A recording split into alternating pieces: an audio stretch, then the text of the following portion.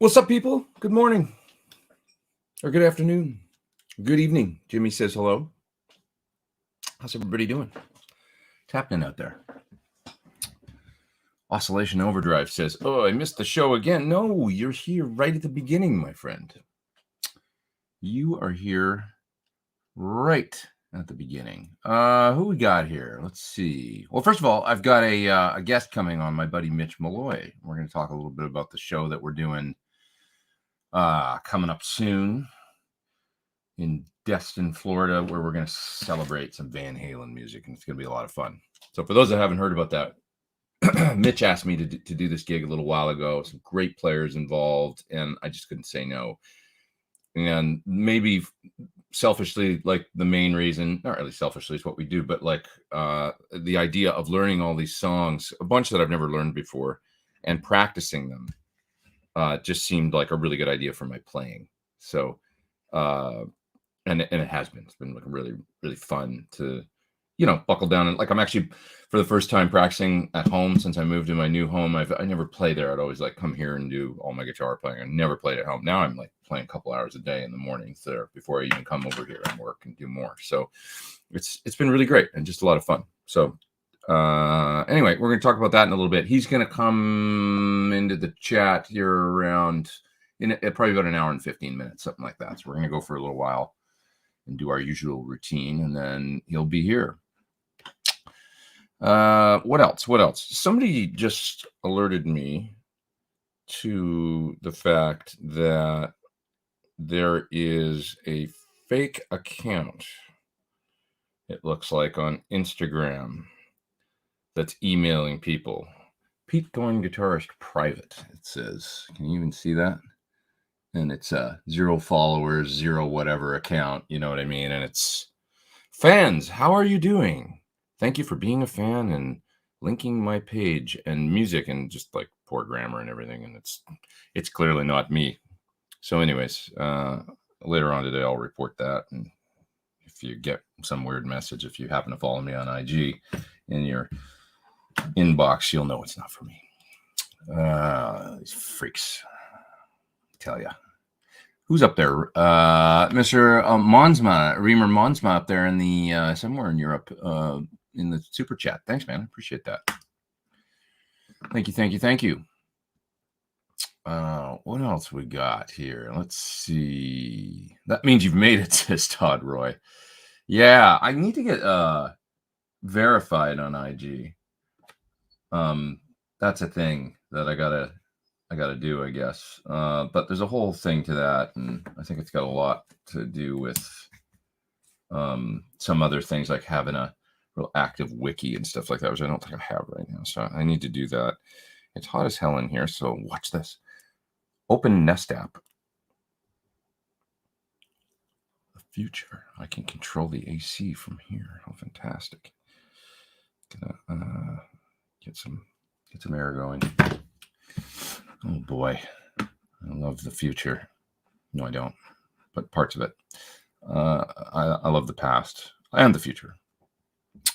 People are stupid, says Fish and Blues. Yeah, I just wonder with the fake account thing. I mean, because I see other people get these all the time and stuff like that, and I'm like, what's the scam? Like, how do they try and rope people into giving up their cash and all that? So, because that's probably what it's all about, and I'm just curious, Great review on the Keely mini compressor, says Phil. Thanks, man. Yeah, it's cool. Where is it? It was right here. There it is. I like the kind of the 80s sort of graphics on there too. It looks like something you would see on shoes or something in the 80s, like Pumas or something, or I don't know. But anyway, it's a great pedal. Keely nose compressors. It sounds really good. Your basic compression device in a small pedal format. Yeah, Keely's an interesting company because like the compressor is always, to me, I guess there's a couple companies like Origin and Keely that really made their name on compressors, pedal compressors. I guess one could argue that even MXR back in the day was like the Dynacomp was probably, I don't know, was it their biggest pedal or was it the Distortion Plus? But I mean, the Dynacomp maybe came first. I don't know. It's a good question. But anyways, it's kind of the pedal that, it's not like the world's most exciting pedal that people think about, getting the compressor, but yet it's so important. Like to me, for my clean sounds, I have to have a compressor because it just makes the cleans feel like more like they've got some overdrive on them, even when they don't. You get a little bit of that. Otherwise, it's sort of like playing acoustic guitar with that spike, and then it falls away, and there's no sustain.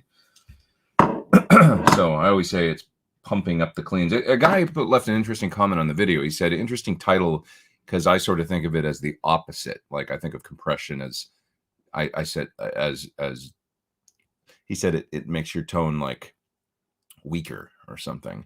And then I thought, okay, like because of the smoothing out of the attack and kind of compressing everything, less dynamics. And I said to the guy, maybe you might like a compressor. And I was thinking about like the Cali 76 or something like that, where there's a mix knob, or even Sir, or some other ones where you've got an adjustable attack time. If you've got adjustable attack and a mix, you can mix in any amount of compression that you want and get that effect of like bringing the low level stuff up, but keeping the attack and the punch. And so I was thinking he might like a, I just think maybe he hasn't played a compressor that's doesn't the Keely 4 knob have a mix, or does it? Maybe it does. I'm not sure. For sure, the big Keely, the rectangular one, they call it the Compressor Pro or something like that. It's, I believe, got a mix on it, and adjustable attack, adjustable release, all that. That allows you to really tailor it so that you can, just mix in as much of that effect as you want and not lose punch and balls. It's like normalization, says Stealth Parrot. Yeah, sort of. I mean, I just like how it like fattens up the tone and keeps it present in the mix. You hear it in the Keely demo that I did, especially maybe on the bass. It's like really obvious on the bass how much it just glues it to the speakers. L. Scott Music says Tim Pierce was just saying he doesn't use a compressor, relies on the amp. Tim always has the amp. I mean, not always, he does different things, but let's say like 85% of the time he's using, say, that RSA 23, and he's pushing it kind of hard. It's crunchy if he lays into it, right? So it is compressed.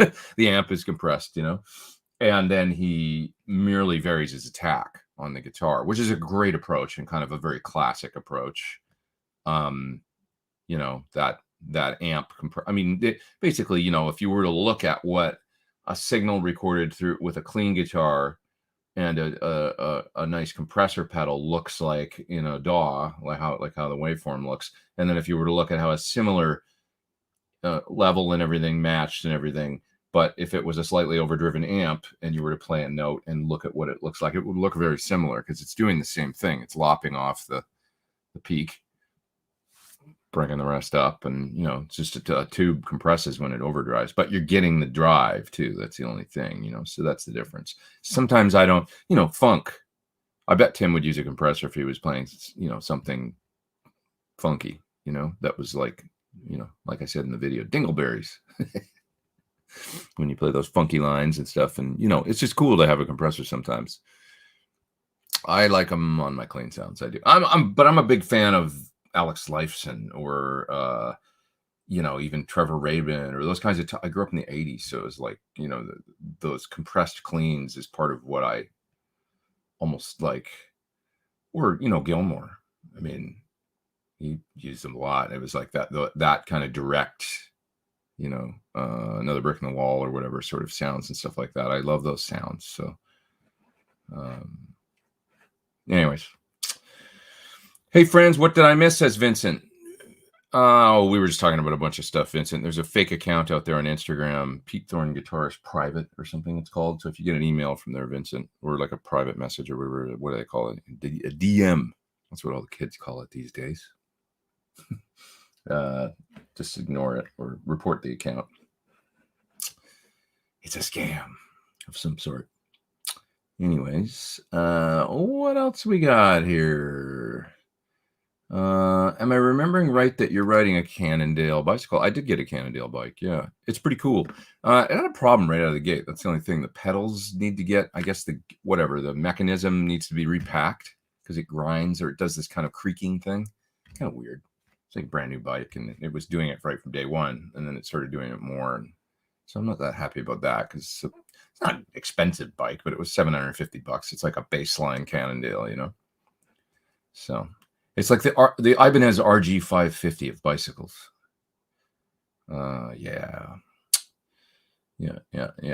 John says running the Cali 76 stacked, absolutely killer. Yeah, it's a killer pedal. And for getting the type of sound I'm talking about, like, is it compressed? Is it not? You know, it's really amazing for just kind of like, could be your always on thing, you know, for sure. Great pedal. Yeah. Go for soda. Exactly. That's the sound I'm talking about. Right. That guitar part, you know, it's such a great iconic guitar part. Clean as a whistle, right? With the Strat singles and all that. I saw a great video of Kim Mitchell talking about it. I still want to have him on the show. Sorry, I haven't done that yet, but saw a great video of him. This made me even want to have him on the show more. Talking about recording that and how he, they were in a studio that was really noisy, and he had to sit just the right. I think that was the song he was talking about, was Go for Soda, and that would make sense with the compressor and the Strat and everything to get that sound and sound really good.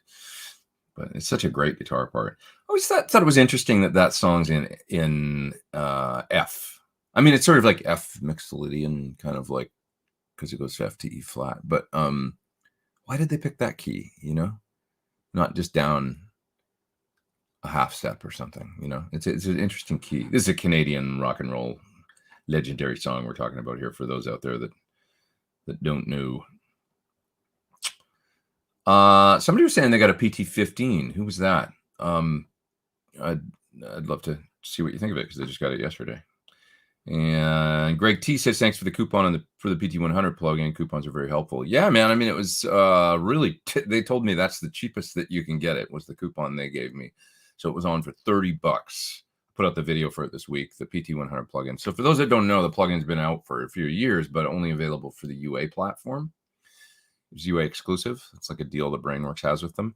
And now it's available for any DAW interface, whatever. You can put it on your computer and use it with, you know, one of those IK multimedia, you know, 1/4-inch plugs that goes right into your computer or whatever, and rock out. And it was great to see it kind of like a second lease on life, because like I say, it's been out for a few years, but now a lot more people get to try it. And people seem really stoked on it, which I am too. I mean, it sounds awesome. It's just such an easy plugin to get a good sound with. You know, just a very little tweaking. It pulls up on a nice cab sim, and you just turn the knobs a little bit, and within 5 minutes you'll have a sound. I think, you know, that's cool. So it's just simple, and I made a few presets for it too, and I think those are included. So yeah. I saw this week. Are you going to demo the Boss IR200 anytime soon? I just did their synth guitar. I would assume they would want me to do that at some point. The guy that I deal with there, I think, is away right now or something, so I haven't talked to him. But I'd love to do it. It sounded like pretty cool in what I've seen, some of the videos I've seen. So I'd love to see what I can wring out of that thing. A competitor, certainly, for the Iridium. For those that don't know, the Boss IR200 is a IR and amp sim box with it's kind of cool how they left it limited. I mean, I think there's only like 6 or 7 different amp sims in it. I could be wrong about that. There might be more, or maybe you can load more. But anyway, it seemed like it was like, you know, the basic food groups like AC30 and Bassman, and then like a metal amp, an Uberschall, I think, a Plexi, just a few different amps. And then it's got an IR, it's an IR loader. So that's pretty neat in a Boss pedal in their 200 series that came out this week. So I'd love to give it a try. Samuel says he's really enjoying the plugin. That's awesome. Yeah, it's great to have just for like practice, or for you know, just plugging in real quick. If you just, you know, you want to do some jamming, like I said, you can put on a MacBook Air and take it to the beach, you know, with a little 1/4-inch interface or something. We got Nerd Halen in the house. What's up, man? How are you? And we got Ben Coombs, of course, my faithful moderator. Everybody check out Ben's show as well. You know he's got a show by now. You know. What else have we got here? Who else we got here in the chat? Well, I'm going to go down to the bottom. Oh, there's a super chat there. I got an Andrew Paul. Hey, Pete, just got my J Rocket Jeff Archer. Awesome. And love it. Is that the same mod you had to your, yes. So that's the Rocket Archer with some little tweaks, like different caps or something that he did for Jeff Beck. and I think it's about $100 more than the standard Archer, but it's great. Really nice if you want a Klon style pedal. And that's awesome that you got that. And yes, still on my board. It's not going anywhere. I think I want to put the Scream Honey on there too. Have the Scream Honey and the Archer for different types of boosts. You know, Paul says he wants to see me and Josh Freese play together. Freese, but you're close, and I know who you mean. He's my buddy, and I love that. That guy's the greatest rock drummer on earth right now, I think. I mean, he's unbelievable. If you don't watch his videos, you should. Some of the videos he's put up, like recently I've been playing with Offspring and stuff. I mean, he is such a monster, man. And he's played with so many bands. Who else could play with the Vandals and Sting and Devo and A Perfect Circle and Nine Inch Nails? And, you know, it's just like, he's hilarious too. I've toured with his brother and played with his brother quite a bit. We did a whole run together one year with Jewel. He played in her band with me, and he's unbelievable. And he's Green Day's keyboard player, and been in, like, as a touring member of Green Day for about, I mean, it's probably close to going on 20 years, 16, 17 years, something like that. It's an amazing family. For those that don't know about the Freese family, their dad, I believe, was the head of like music at Disneyland parks. So like all the bands that play at Disneyland or Disney World or all the different, you know, he was the director of all of that, I think. So he's like the multi-instrumentalist, amazing musician. So they grew up with this unbelievable talent of a father, and you know, like just soaked it up, I guess. And by the time they were probably 5, I bet they were just shredding. And they're just unbelievable. And Josh is, I've never, I mean, I have done sessions with him and stuff like that, a couple actually, where I've gotten to record with him. He's absolutely a monstrous like force on the drums. That's just unbelievable. His energy, his ability to power into some crazy fill and then come out the other end perfectly. And it has it, but there's this punk energy to it where it doesn't sound like, oh, that was super muso. It sounds just like a guy that's exploding, but yet never loses the groove and the energy is like that. I can't describe it. He just has a punk rock is like in his DNA, but he's also got like chops beyond just about anybody I've ever heard in my life. So it's an amazing combination.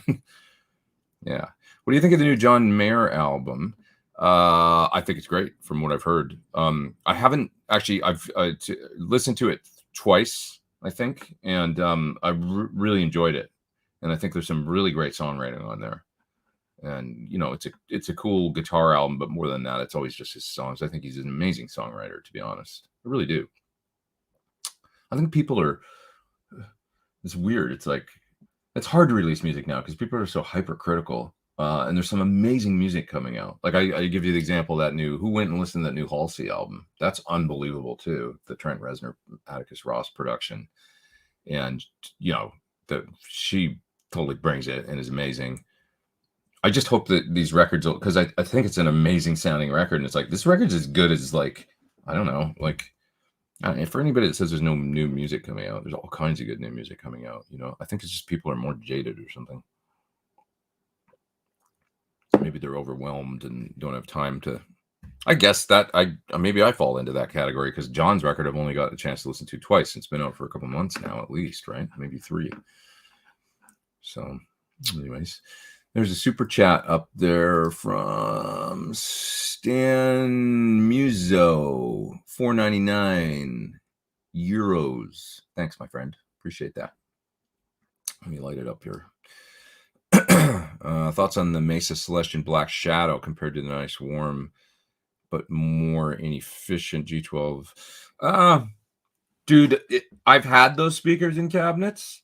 Like I used to have 2 Mesa vertical 212s with the open back and all that, and they had those in them. I couldn't tell you what they sound like, other than that I remember, I mean, it's been so long, other than that I remember that they had a large dust cap. So it's probably going to be, yes, similar to like, you know, a 65 or a 75. And they always have that slightly more, there's a different top end to those Celestion speakers with the large dust cap. To me, always, it's got a slightly more rounded top end or something that you might like or not. But the 65 Some people like them quite a bit, that sound. And it's a cool sound. Dave Friedman actually has a cabinet that's got old original 65s in it. It's quite a cool cabinet. Different sound, but evidently AC/DC was like, I think a lot of maybe Back in Black might be those cabinets, those 65s, because those were the Marshalls that were out then, and it was a stock kind of, they'd gone to that speaker. It was maybe, when they were going for higher power speakers or something for the first time. That could be like when the 65 came out. There was nothing but G12H30s and 25s really until then. There wasn't a hell of a lot of other, and then they brought out these 65s and they became kind of like the thing. Didn't Ingve maybe use those, or was it 75s? Anyway, Arthur says in the super chat there, thanks, buddy. I am stoked about the Van Halen tribute gig. I have so many friends playing it. Do you think that Mitch will let me play rhythm on Feel Your Love Tonight? I don't know. You can ask him.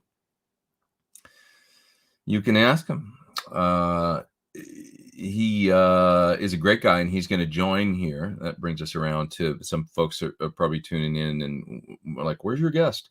He's going to come and join us in about an hour, I think. So we're going to talk guitar stuff until then, and then he'll be here and we'll talk about the gig and talk about Mitch. Mitch is a guitar player, not just a singer. First of all, Mitch Malloy, for those that don't know, is a singer that's got a couple solo albums out of his own. He's also the singer in Great White now.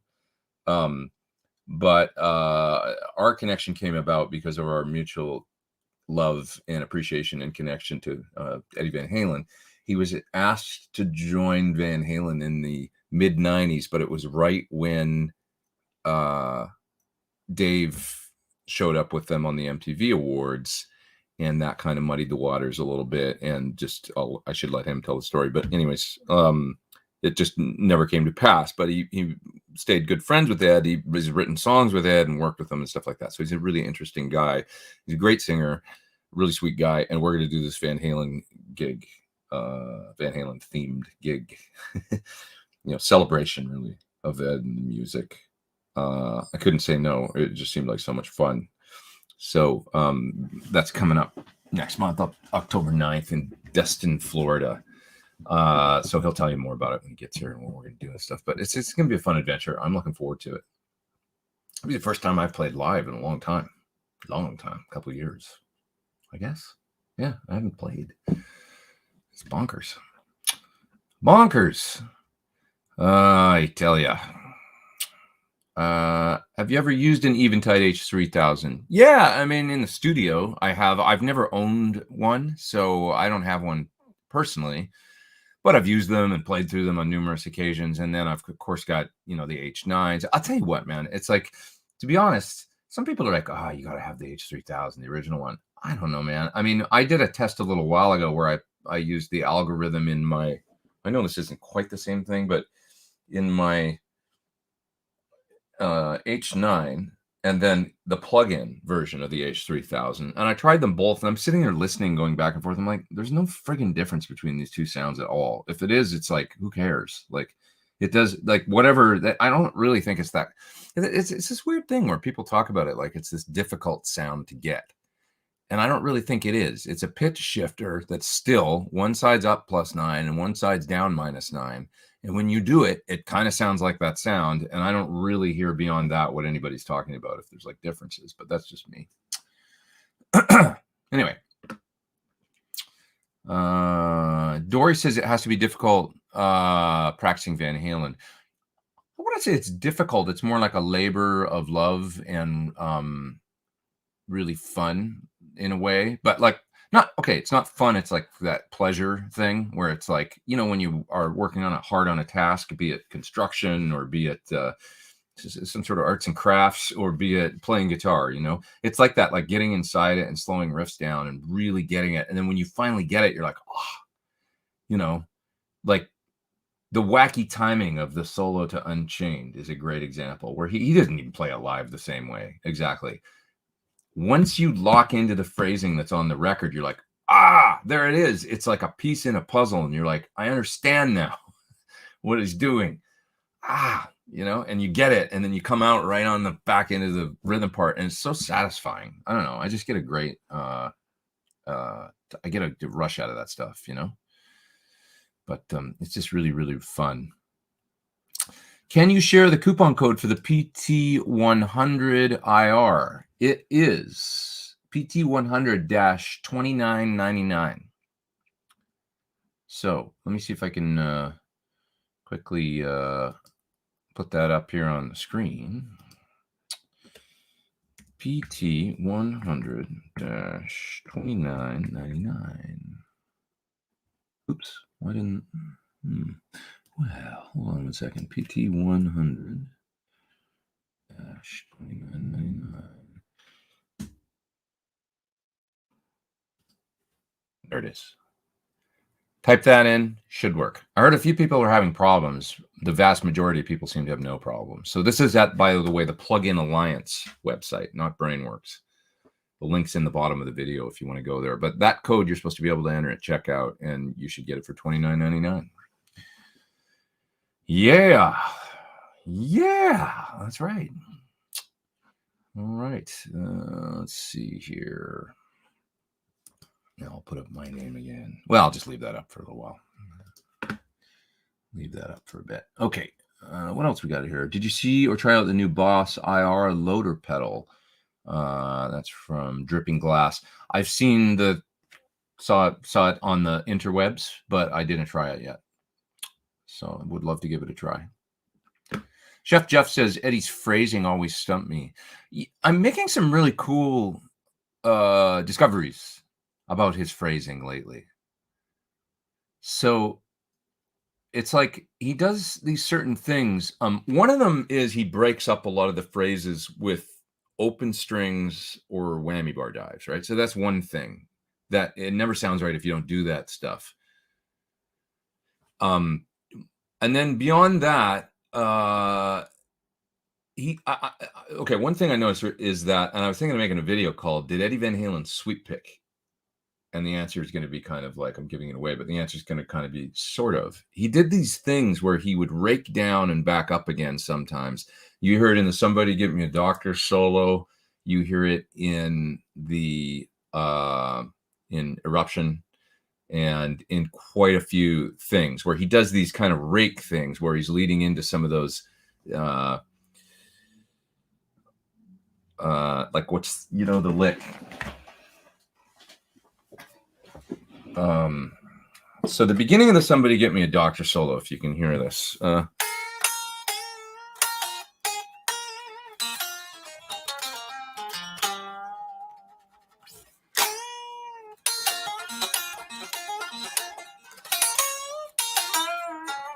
So there it is.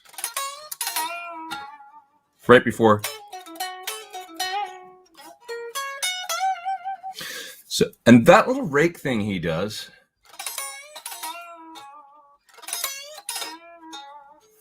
because there's a lot of notes in there, and it's like, if you don't play that, it doesn't sound quite right.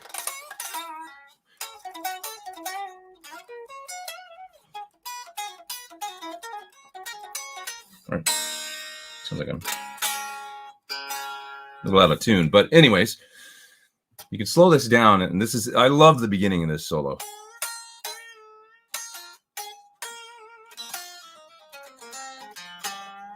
Now he might play that here. He might play it here, but I like doing it here. And then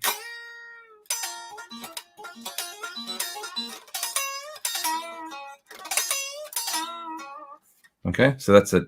If you can see my hand, I know it's trying to angle the screen down. If you listen to it really close, that's what he's doing. And it's all that. And once you get that, it's really easy because the rakes are like, it's nothing to it, you know? But you go, there it is. That's what he's doing. It's not that hard. And then you start to see him do it over and over and over again in different solos, you know? And it's really amazing when you play it and you're like, there it is. It's like a little piece of the puzzle that drops into place, you know? So, And the part I just played of that solo, that's the hard stuff, you know? So if you ever wanted to learn that solo, slow that down, just take it, listen to his solo in Transcriber or Phrase Trainer or something, you'll get it after that. It's like, there it is, you know? And I don't know, I just love that stuff. It's really fun for me. It's the hobbyist part of the stuff for me, which is still just excites me about it. Yeah, the aha moment, says Byron. That's right. Exactly. There's one of those in the jump solo too, right? The jump solo's got a lot of random stuff in it. Plus, it's a punch in the middle, which is one of his only solos where he did that. Yeah, there is kind of one in the middle. Those little things, the rake thing. It pops up over and over and over. What pickup have you put in the Bumblebee? Sounds great when it's plugged in. It's just the standard pickup. It's the EVH pickup. So, so does anybody want to ask me about this thing that you want to see the pedal board that I'm using for this thing? Here it is. It's a Temple Boards board put together very nicely by the nice folks in Friedman Land, Jamie and Dave. Now, so I'm going to do a whole video on this, but basically the signal chain is, I've got an old Line 6 wireless on here that I've never used for anything yet. I used it at one rehearsal and it worked great, so I'm going to try it. If it doesn't work, the nice thing about this wireless is it has a 1/4 inch input right on the side. So this is the in, and then it's just a pass-through, dry analog pass-through or whatever. So I come out of here basically and then go into the tuner, and then I can mute. Yes, the Quad Cortex has a tuner in it, but I like having a dedicated, I just always do. I do it on all my boards. I have a dedicated tuner with a mute. Coming out of here into the flanger and then the phaser, because that's what Ed did. And then into the Starlight Echo from UA on an Echoplex setting. And it works just great for this sound. I didn't know this, but it's even got some of the Echoplex style like preamp circuitry replicated, and I haven't messed with that yet. I'm going to mess with it a little bit soon, but you have to download the app and then get into it that way, and then you can activate the preamp and all. I don't know. I haven't gotten that far yet, but I'm going to give it a try. So then I come out of there and I go into the Quad Cortex right here.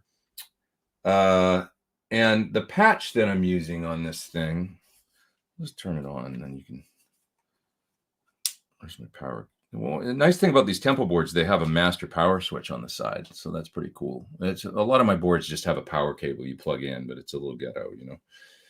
So this will take a second to warm up here, but boot up, warm up. I'm such a tube amp guy. Warm up, tubes, warm up. I've got a couple different versions, and they're both based around the SL68 capture that I made, and it's a direct amp capture. So I used the head set up right with everything on 10 and all that stuff, going into the SIR reactive load, coming the line out of the reactive load into the Quad Cortex to do the capture. So that's how I did it. And what I've got going, I'm going to show you first here. If I go to preset here,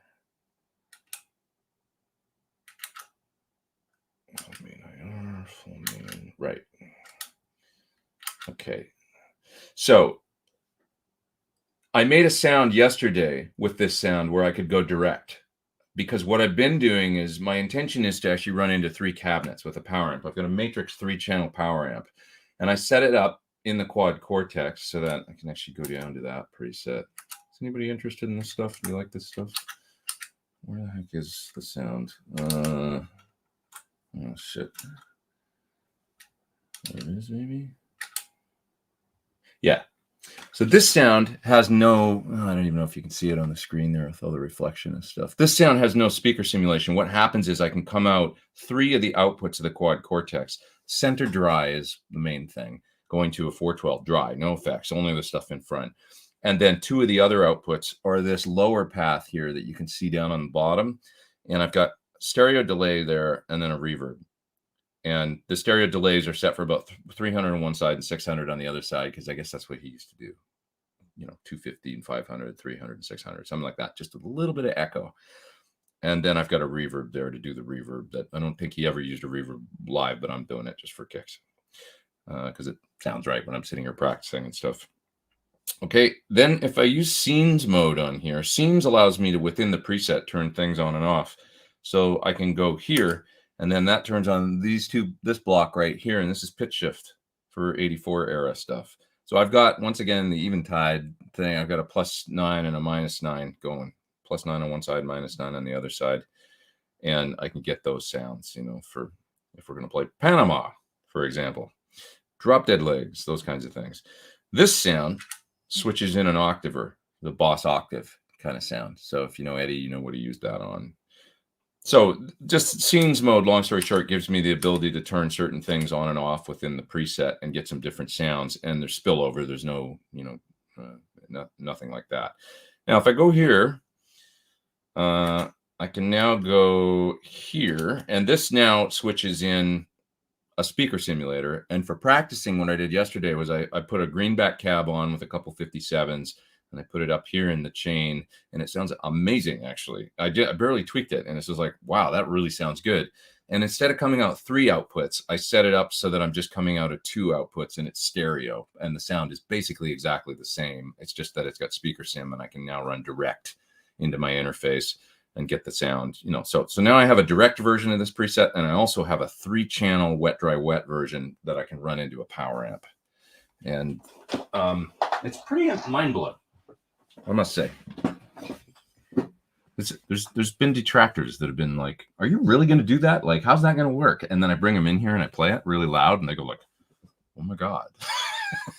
Wow, that sounds great. But you basically heard it. Like, if you watch my Instagram, you would have seen it in the video that I put up last night. That's the direct sound, actually. I put up a version playing, was I playing Atomic Punk or something? And then I've put up a couple of other ones this week where it's been coming out of the cabs in the room. This is crappy cell phone audio, but you kind of get the idea. I mean, it's really great. Okay, there's a super chat up there from V-Bus. What's up, man? How do the Phase 90 and flanger sims in the Quad Cortex sound? Okay, I just did an update yesterday on the Quad Cortex, and I heard they've added some things, but I don't know if there's a Phase 90 in there. There wasn't as of the last update. So let me look at Phaser, Vintage Chorus. I'm not seeing a flanger-ish. That might be new. Flanger-ish. Is that like Gilmore, maybe? Flanger-ish. I wonder if that's I need to look and see. But there's still only one phaser in here. And the phaser, yeah. The phaser doesn't really sound like a Phase 90 to me. So that's my answer there. Hence why I have, this is actually a vintage 70s Phase 90 that I have on there. And then a brand new EVH flanger. Thank you to the folks at MXR Dunlop. Which I think the flanger is great. The EVH flanger is perfect. It sounds amazing. I still dig the old phaser the best, but I like 90s Phase 90s too, and I like the EVH one and the 74, but there's something about the really old Phase 90 that just, does anybody out there know and agree? What do you think? John says use the PT15. It's just a matter of flying, man. Because I'm flying to this gig and I'm already going to be one bag over, I think, with the guitar. So it's going to end up, I'm going to end up spending money on excess bag fees as it is. And it just, that's just how it is and stuff. So it's one of those things but it's the modern tech, man. I mean, you can get there to when you do a fly date and you're going somewhere, and you can get some pretty amazing results just with what you can pretty much bring on a plane. It's pretty incredible. So pretty cool. Where is the gig, says Scooby? It's in Destin, Florida, on the Gulf Coast. And it's October 9th. October 9th. Going to be joined, for those that are just joining now, going, where's your guest? Mitch Malloy is going to join in about 40 minutes. And we're going to talk a little bit about the gig and stuff like that. So, yeah. And he can tell us all kinds of good stories. He's a guitar player too, and he's a big guitar nerd. So he's way into Japanese guitars. He showed me a picture this morning of like a 73 Greco that looks like a Tele Custom, or not a Tele Custom, a Tele Deluxe with the humbuckers and it's a really cool looking guitar. And he's just really into vintage you know, the 70s kind of knockoff Japanese guitars and stuff. So he's maybe got some stuff to show us, and that'll be kind of neat. Yeah. Christopher is there in the super chat, and he says, my Tech 21 TM60 combo, sparkly bright twin clean channel. I love. Talk Thorn. Morning glory through it. Awesome for breakup. New XTC OD Bogner Red clone is shrill, no low mids. Better style crunch pedal suggestion. Good crunch. I mean, God, dude, there's so many great plexi pedals out there. Any of the ones that I've shown recently, you know, that 1987, the engine from Dry Bell, the small box from Friedman, you know. What else? You might like the Bogner Blue more for crunch than the red, which is it is a bit more high gainy, kind of, you know, over the top. What else, guys? What else do you think? What's a good? What else have I got here? I mean, just sitting here right now. This guy is pretty fun. Might be more than you need, but that Overture from RJM. This thing does everything. This has a nice warm crunch in it too. But this has like TS9, clean boost, all kinds of stuff. It's a programmable overdrive, but it's all analog circuitry. So I did a video for that a little while ago. Really good sounding pedal. You can get a bunch of different sounds out of. Yeah.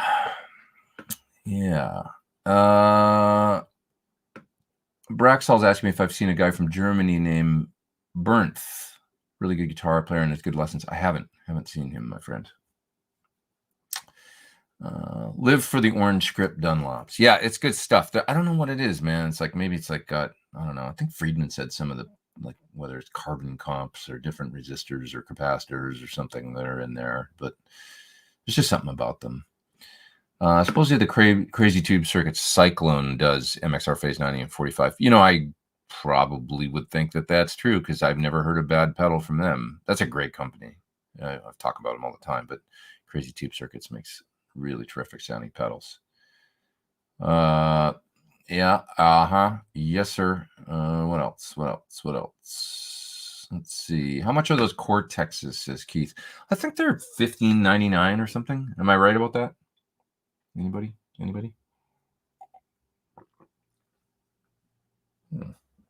That's gross.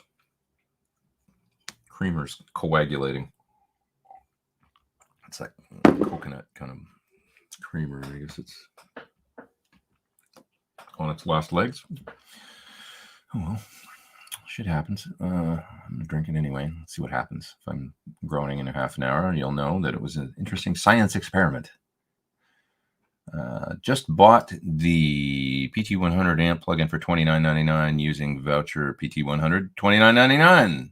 I'm glad it worked. That's awesome. Thank you for getting it as well. I hope you enjoy it. I'd prefer seeing you use a real amp. Well, if you want to pay the cartage, I'll send that one. It's just I know what I'm doing. I promise. If I don't know what I'm doing by this point, I'd give up. For God's sakes. I have a master power strip on my board as well. Yeah, it is nice, isn't it? Having a power switch on your pedal board to turn everything on instead of just plugging it in with a power cable. It's the one thing I don't like about my board, I must say. My main touring board that I've used for 3-4 years now, it's got 2 power cables because it's a lot of shit on there. So we got to have 2 power supplies, and you need to plug in the 2 power cables to get everything to work. Never liked that about it. I always wish it had a power switch on it and 1 power cable. So anyways, that's one nice thing about the Temple boards, I think, is that they have that module in the side that has the switch.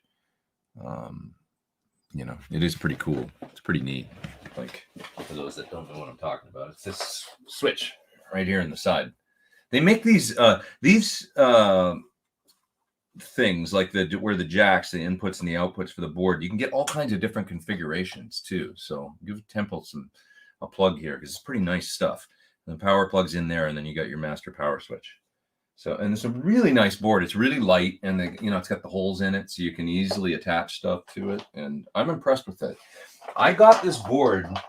I did a promotion thing with Sweetwater a while ago, where they sent that board with a whole. Do you remember the Sweetwater biggest pedal board on earth thing that they did a while ago, and they made a Guinness Book of World Records thing? Well, that was one of the boards. They sent me that board, and it had pedals all over it. And I made a video of the board, just that one board, and all the the individual pedals and stuff like that. But I took all the pedals off, and then I'm just using the board. So I was like, wait a minute, because I needed a pedal board to build for this thing, and it's just the perfect size. And I must say, I'm just very, very impressed with the whole thing. Is it's got one of those great Kiox power supplies on it, power supply, and it just works great. Let's see here. What about the Sir Riot pedal through that bright twin channel? Oops.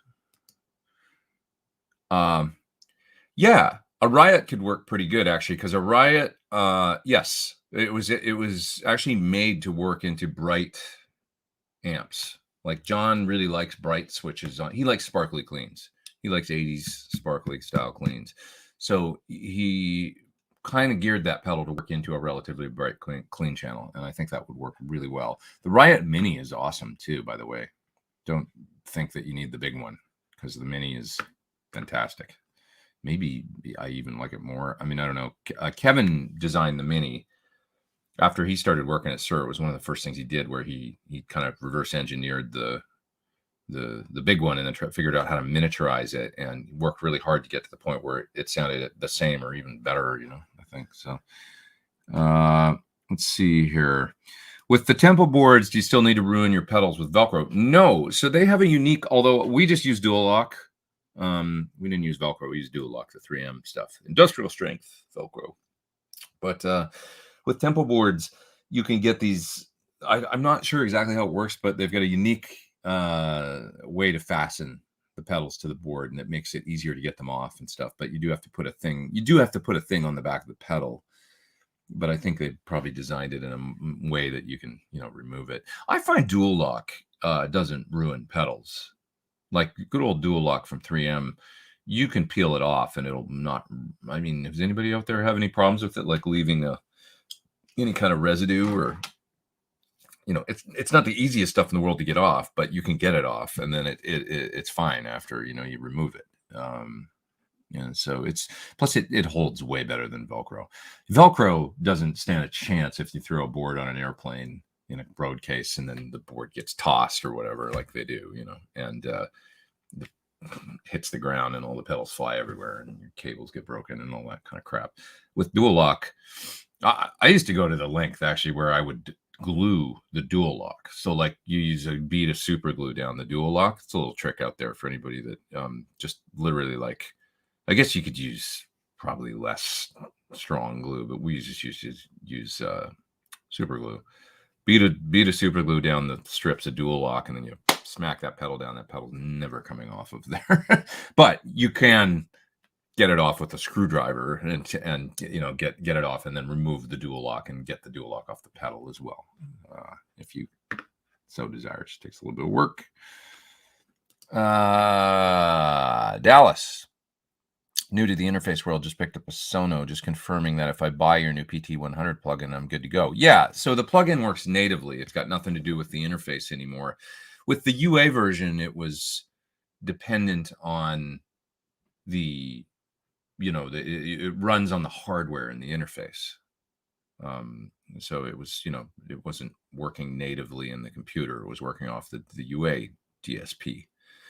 But the new version is a native version that just works on your computer. So you can literally use one of those inexpensive, $49.95 like IK Multimedia 1/4 inch, or what's the Apogee Jam or anything like that. One of those interfaces would work fine too, to plug 1/4 inch into your computer, and then you pull it up. Now, some people were asking me if you can use it standalone. I don't actually know that. Plugin Alliance might have some sort of standalone thing that lets you load up their plugins. I'm not hip to that. I was just using it within Logic because I have Logic. But on a Mac, you could load it up in GarageBand on a channel. So there's numerous ways you can do it and get it to work. I'm just not sure if you can use it. That's my only question. Can use it standalone? That I don't know. Probably. They probably have some plugin alliance plugin loader that lets you do stuff like that. I don't know. Yeah. Let's see here. Christopher. Where would you put effects pedals that normally would go in the real amp's effects loop? Well, there's no way to really do that. I mean, there is a way to do it. You can take a send out of your interface and then go all the way back in, but I never do stuff like that. I just use plugins because there's enough plugins that replicate the kinds of effects that you're talking about, right? So like, and you know, most recording guitar players who would use something like a Lexicon PCM 70 or something, you know, back in the day, or Eddie Van Halen, right? His live rig, you know, from the mid 80s onward had H3000 for a number of years, right? That sound, of course, he would use it in his rig. In the studio, no, he would just mic the amp and then use the send on the console to go out to the H3000. And then that comes back in, you know, an aux return, and then you blend that in with the dry sound. So very similar to that, just plug-in effects is how I would do delays and reverbs and stuff. Because the plugins now are, I mean, I like my plugins easily as much, if not more, than my effects I can use, you know. I mean, I have a lot of the same effects. I have the whole Eventide plugin suite. So it's like something like the black hole reverb I just have up in Logic as a plugin. They make everything they make basically for the H9, they make in the plugin suite. So you can use all that stuff within the, you know, and then beyond that, stereo delay and stuff, I use Sound Toys within the computer. I wish Sound Toys made pedals, you know. It'd be amazing if they made a guitar processor, because it's like their delays sound amazing, you know. So you know, plug-in company, Sound Toys. What's the delay called? I don't remember, but it's awesome, whatever it is. The Echo Boy, that's what it's called. Do you own any LSL guitars? No, I don't. Awfully close to, you know, like at least in spirit to, I don't know about quality or anything like that, but in spirit to the Sirs. So, you know, I'm a Sir guy when it comes to my guitars that are in that vein. Yeah. What else we got here?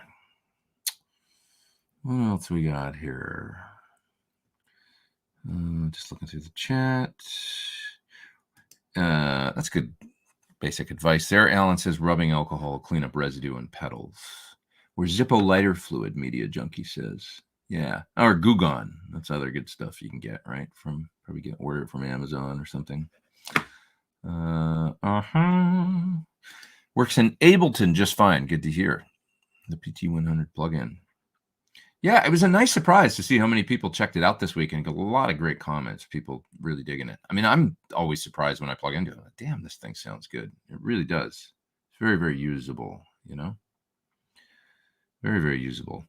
What's wrong with Lexicon? Oh, nothing's wrong with Lexicon. I'm not saying there's anything wrong with it. I'm just saying, I mean, it sound amazing, you know, but what I'm saying is that same Lexicon reverb would be in a recording studio in the 80s or 90s, right? And instead of using it in your guitar rig, you would use it off the console, taking a send out to it and then bringing it back into an aux return on the board. There's no reason to run it through guitar speakers, really, in a studio sort of format. You know, it's easier to control. It's easier to get the sound and stuff. Like, nobody's, generally speaking, wet, dry, wet guitar rigs. Nobody's doing that in the studio. You know, you're getting the wet, dry, wet through the board. Does that make sense?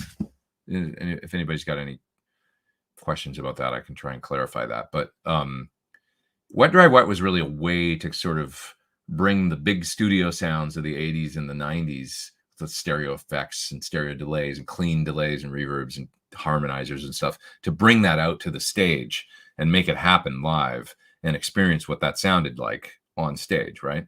The studio thing came first, and then they adapted it to the live thing. But there was no reason to then take the live way of doing those sounds and bring it back into the studio. They already had the, you know, by using the rack. That's, you know, you started to see the expanding studio racks in the late 70s through the 80s and the 90s with all the racks of effects. And they were all sending off the console, and that was the way that you did that, you know. So yeah, I've never really thought about it that way, but it's true. The wet, dry, wet whole concept was really an answer to all that. How can we do this and get these sounds that we're getting in the recording studio and bring it to the stage? You know? Yeah. So, let's see. I'm going to take the Marshall Studio Vintage Head and have Friedman do an EVH mod to it. Is that cool? Yeah, I mean, it's like minor tweaks that Dave does to it to bring it around to that. But I heard one that he did, and I was just really knocked out by it, to be honest. I was comparing it to my Marshall, that's right there, my 7250 watt, and it's a little quieter, and it had the great sound. Like when he was done with it, it had a nice smooth, like it was slightly smoother than my 50, which sounded a little more raw and aggressive, but they were both very cool. It wasn't like one was a better sound, I wouldn't say. And I almost, to be honest, I almost bought one. And then I was like, you're insane. You don't need another like amp that does that sound. But it just really, really sounded good. And it's very light and small and portable. I'm very impressed by it. So have him do his thing, and I bet you're going to be knocked out. It's definitely cool. I know you use API preamps, but is there any other outboard gear, EQs, compressors that you'd consider essential? You know, like at this point, I mean, microphones, you know, it's like you got to have some good microphones. You know, I'm using a 57 and an 8 Audio-Technica 4050 now on my cab, and I love having that combo. Really enjoyed using a 441 recently, Sennheiser 441 on my cab. It's a great underrated mic. You know, that a nice, you know, I know this isn't what you're looking for. You're more talking about EQ and compression, but not really, man, because I'll tell you what, the plugins that you can get these days are so good. I mean, at least like I'm a UA guy, and you know, they're 1176, they're LA2A. If I was a bass player, I would probably at this point I'd just be using I mean, if listen to the bass tone that I got in the compressor video that I just did. I think it sounds awesome, and it's just, you know, just for a straight clean bass tone. That's the B15 plugin, and all I was using was the compressor pedal in front of it. How good does that sound? I mean, it's like the B15, the Brainworks B15 is unbelievable sounding, I think. I don't know. I mean, bass players might be like, oh, my B15 sounds better, or whatever. I don't know. It's really, really great. So I essential, not really. I mean, cool to have, sure. Like an 11, I have an 1176 here. It's cool. Do I ever turn it on anymore? Not that much.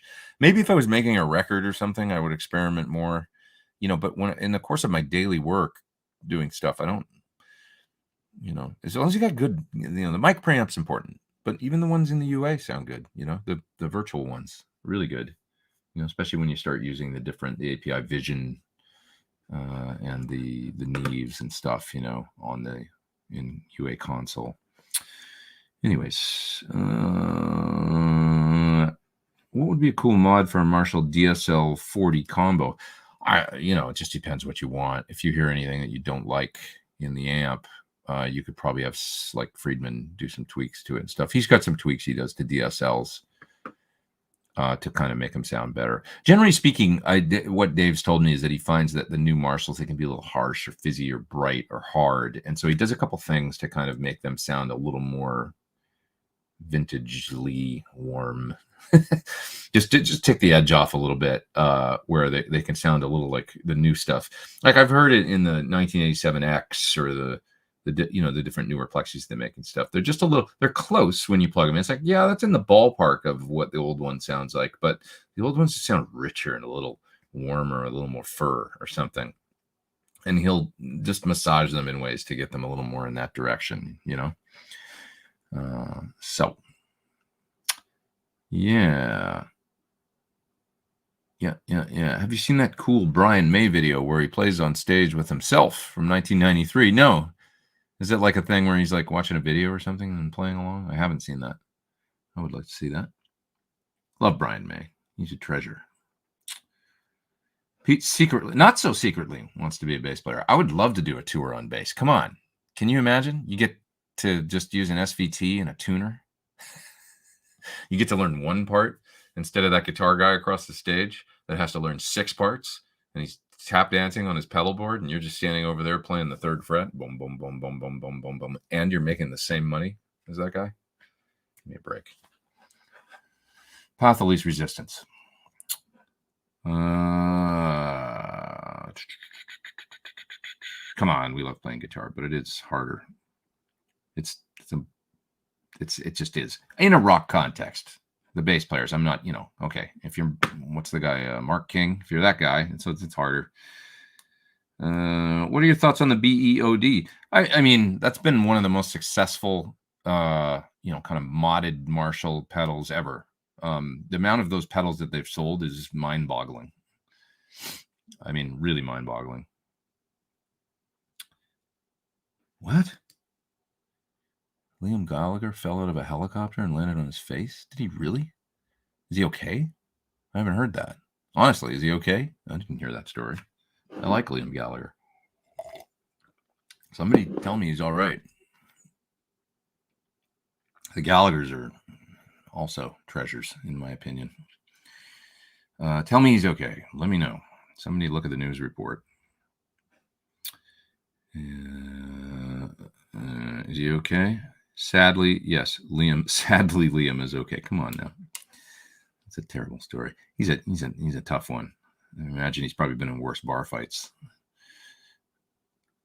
Okay, I'm just Todd says he took a year off from playing drums in '90 to play bass, and it really helped me in my drumming to see where a bass player's coming from. I totally, I mean, playing bass has helped me understand drums more, for sure, as well as understand what the role of the guitar is. I hear the whole thing a little bit more as a bigger picture now that I've been playing more bass. And I love playing bass. Getting a great bass line going really solidifies a song as opposed to just a whatever's regular. But if you can get a special bass part going, it makes us, like, what's a great example?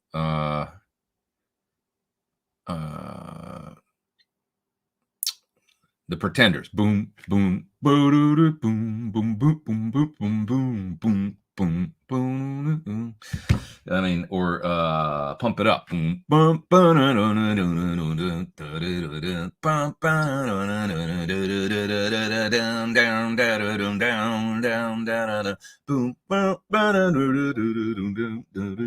God, give me a break. I mean,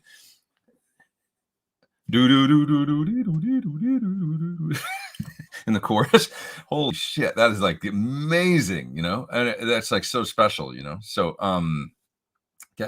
trying to get a bass line anywhere, just I mean, I even like the bass line I did actually for the plug-in video this week, which was kind of a rip-off of Eyes of a Stranger by the Paolas, but it was simple, but just a little bit of movement in the bass and the breaks in the part and stuff, and it just, I don't know, it's so cool. Makes the music sexy to me, having a great bass line.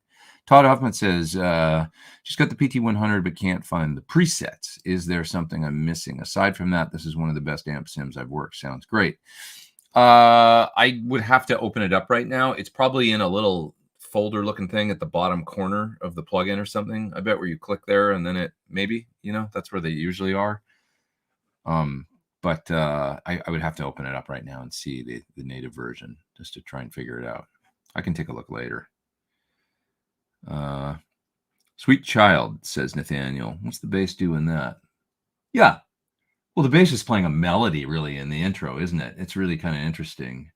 That was an interesting choice, I think. And yeah, it's like major, like you don't even think of it as part of, it's like, oh yeah, that's the bass doing that or whatever. You know what I mean? Like, it's just kind of like part of the music or part of that song or whatever. But yeah, it's a totally unique. Like, what would it have been without that little bass part? That would have been not as cool, for sure. So pretty neat. I wonder whose idea that was. Like, if it was Duff that was like, hey, let me do this thing here, or if like somebody else was like, if you, be cool to be a fly on the wall. Yeah. That's what Steve Albini says. Microphones. Was that an answer to my outboard? Yeah. Well, the microphone is really important to, it really has a big effect, as already. But I mean, it's every time you try a different one, you're like, oh yeah, that is a very, it's the biggest, way more than the preamp, really. I mean, preamp has an effect, but the microphone is like 3 times as big as the preamp as far as the sonic imprint on the, be it, drum overheads or drum room or guitar, acoustic guitar, electric, it's like it can really affect the character. So it's a big deal getting good mics. Or, what's a good mic? I'm not saying expensive. A 57 works for a certain, for a certain sound. It's just like you can't beat that 57 thing. And then for other things, it's totally not right. So it's like you got to have a few, I guess, Honestly, having a 57 and a 40-50, that's a great, you basically got that sort of that condenser thing. You can use it on vocals, you can use it on electric guitar, you can use it on acoustic guitar, you could use it on a drum overhead, whatever. And then a 50, like if I had those 2 mics, I could record a drum kit in mono, at least with the 57 on the kick and the 40-50 over top for a mono overhead. And you'd basically have a cool kind of roll in some mics for home studio. Yeah. Okay. What else we got here? Nikki Sixx is underrated. Nikki Sixx was the songwriter, he was definitely the and the driving force behind that that group, like as far as creatively. Warren DeMartini was telling me a story about Nikki Sixx and how impressed he was recently, like with back in the day being around them. I believe Nikki, was it Robin that he lived with from Rat? But anyway, I just remember Warren saying that he was present when Nikki was on the phone talking about the cover for, I believe, maybe it's a Shout at the Devil cover. It was the one with the pentagram on the cover, I think.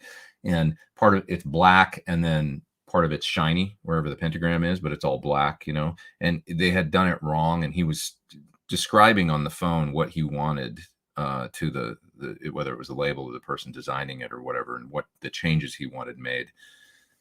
And I remember Warren saying it made a big impression on him, like how, wow, he's really detail oriented and he's really got like a vision for just that one little thing. I thought that was a cool story, like, way back in '83 or something, that kind of perspective on him. But yeah. What else we got here? Is there a problem with the stream? So somebody was saying that there's an issue. It's fine for me right now. So somebody tell me that it's Shout at the Devil. Yeah, says Scooby. A couple of people had a problem with the internet, but I'm seeing most of you guys seem to be able to see me. So just give me an indication that you can hear me and that everything's cool. You can see me, you can hear me, that everything's going smooth. Problem is gone. Okay, good. Yeah, the internet these days. I do have new internet. I think I mentioned that last week, but I managed to hook up new internet provider and all that, and so that's all well and good. Now, so for those that are just joining, you're probably wondering where my guest is. He's gonna be here in about 10 minutes, I think, hopefully, and that'll be Mitch Malloy, and we're gonna talk about this gig that we're gonna do in Destin, Florida, on October 9th, a celebration of Van Halen music. And well, he's a guitar geek too, so we're going to talk about some of his guitars and what he's into and stuff. Yeah. All right. So what else did I do this week? Just the PT100 and the compressor. I've got a bunch of other videos I got coming up for different. I've got a Carl Martin pedal. I've got 2 other pedals down there and a jam pedal to do, and a whole bunch of stuff I got to get to. Another mini amp that's coming out. I can't tell you what it is yet, but I'm doing that. All kinds of stuff. If you could only keep 4 of your guitars, what would they be? Well, one of them would have to be my signature, my Sir Signature.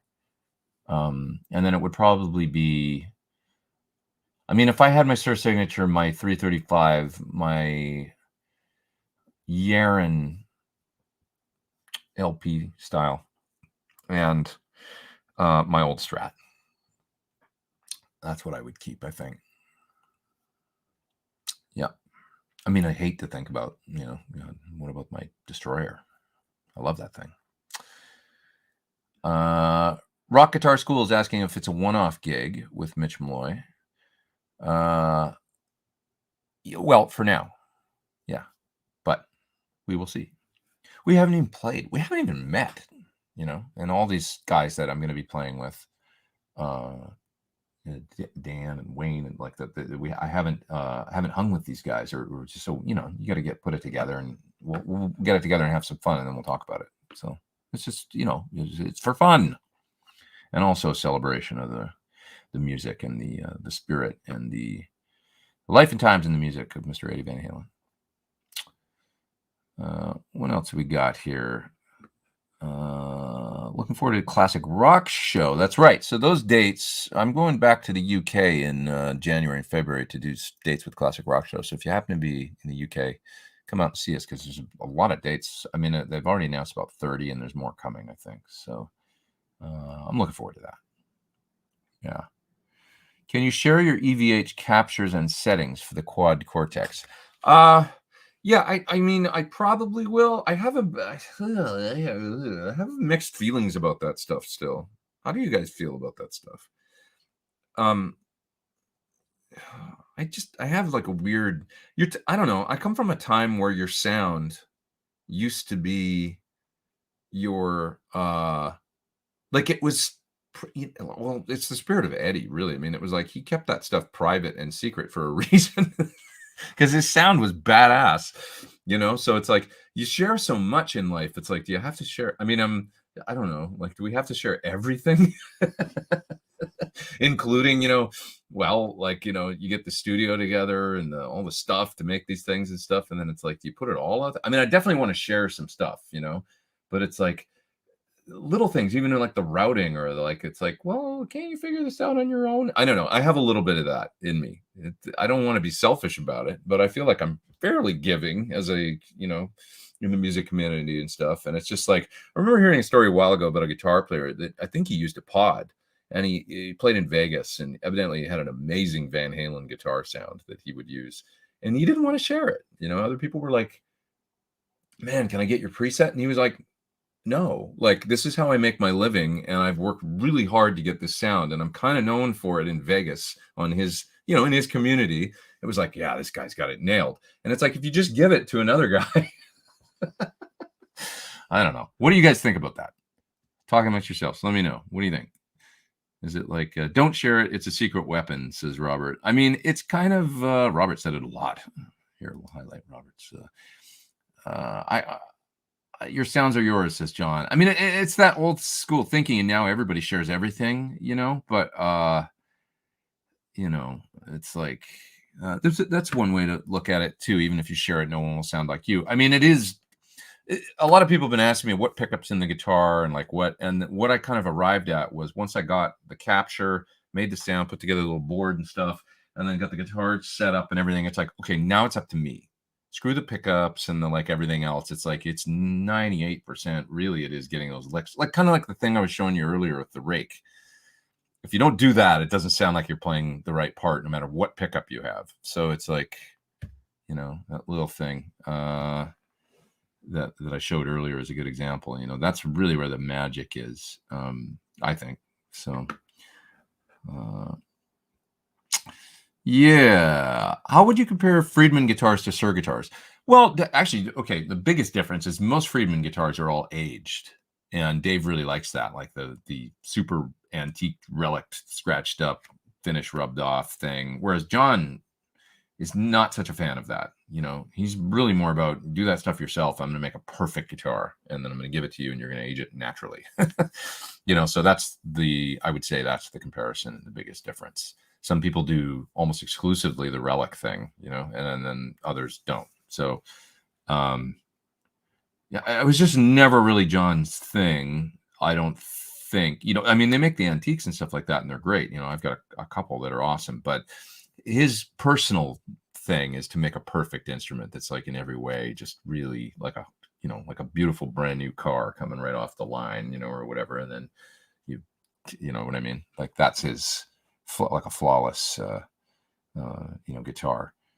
So, have you ever used any HX or Helix drive blocks with any of your tube amps? Yes. So one thing that's interesting is that if you hook up a Helix and 4-cable method, you can replace your amp's front end or preamp with one of the Helix amps and then run that into the power amp. And it can take a minute to kind of get the levels set and stuff like that, so that when you switch from your amp's preamp to a preset that has one of the Helix preamps in there, it's about right in the volume. But once you get it, it works really well. And I've done it. I did a 4-cable thing with the Helix many years ago when it first came out, and did an AC30 sound using one of the drive blocks into my amp's power amp, and it worked great. And I remember Matt from line 6 being like, wow, that's really cool. Like, I've never, because he's kind of an AC30 guy actually, and so he was knocked out by that. And that's a thing you can do if you want a different sound. Maybe you want a JC120 for one song, super clean or something, or a metal amp or something that maybe your amp doesn't do, like a super gained out kind of thing. And it actually works quite well if you haven't tried it and you have a Helix and an amp. Yeah. So Preston says, I love my tones. I can't see bothering with captures now. That's the main thing. If you've got a bunch of great sounds, then what do you need to go further with it? Why would you? It's just like, as long as you're happy, and you're enjoying playing and stuff. All the tech out there can get confusing if you cloud your mind and soul with it. I can see Mitch has come into the control room here, so I can let him in a second here. He's got a cool guitar he's going to show us. So without further ado, hopefully this works technically. If not, we'll work it out. Any issues, but it should. There's Mr. Hey! There he is. You got that cool guitar you were showing me earlier. What's going on, man? Yeah. This is the combination of old and new, vintage. It's actually interesting. This is I made it a point to not talk about any of this stuff, this Japanese stuff, for a long time, until I acquired everything that I wanted. Okay. And now I'm offering up information. I didn't want competition. I understand, because they're hard to find, right? Yeah. I mean, like, if you want a certain one, they can, like, when I got my Destroyer, I've had so many people say they're looking for an old Destroyer and they can't. I got lucky because I was looking. There was one. I bought it. It's amazing, and I got really lucky. Yeah, it sounds amazing. It looks amazing. Yeah. So this is a Neko body. So you guys out there, you nerds out there like us that know what Greco is. Okay, so before Greco was Greco, it was Neko. It was Gneco. Really? And it was almost like they made a mistake, and it meant to be, an R, and they made it an N. I don't know what it was, but for their first few years of Greco, it was called Neko, and you'll see that on some headstocks. You'll see GN. Crazy. Instead of the R. Right, so this is a 1973 Greco body, but before it was Greco. So it's a vintage, old body, and I thought it was gorgeous, right? So I had to have it, but it came with like a 3/4 neck.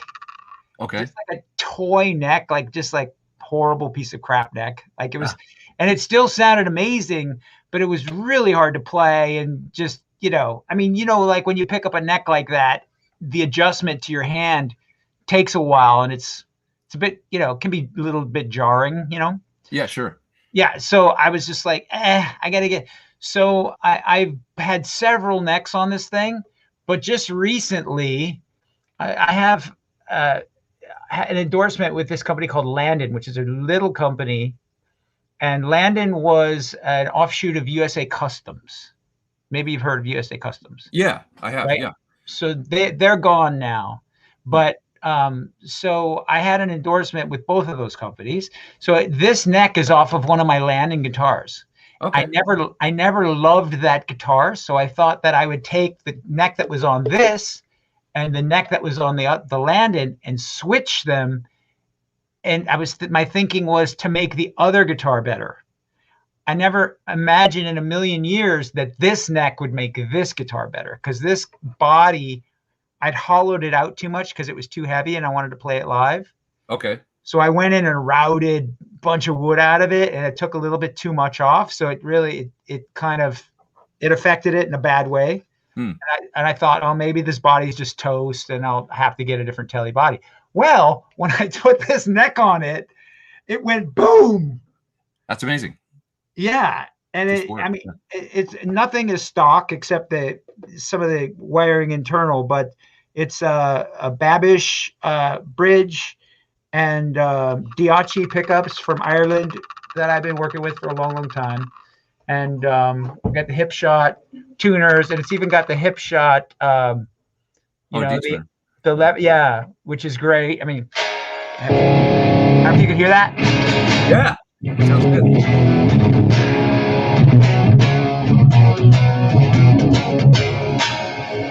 It's killer, right? Yeah.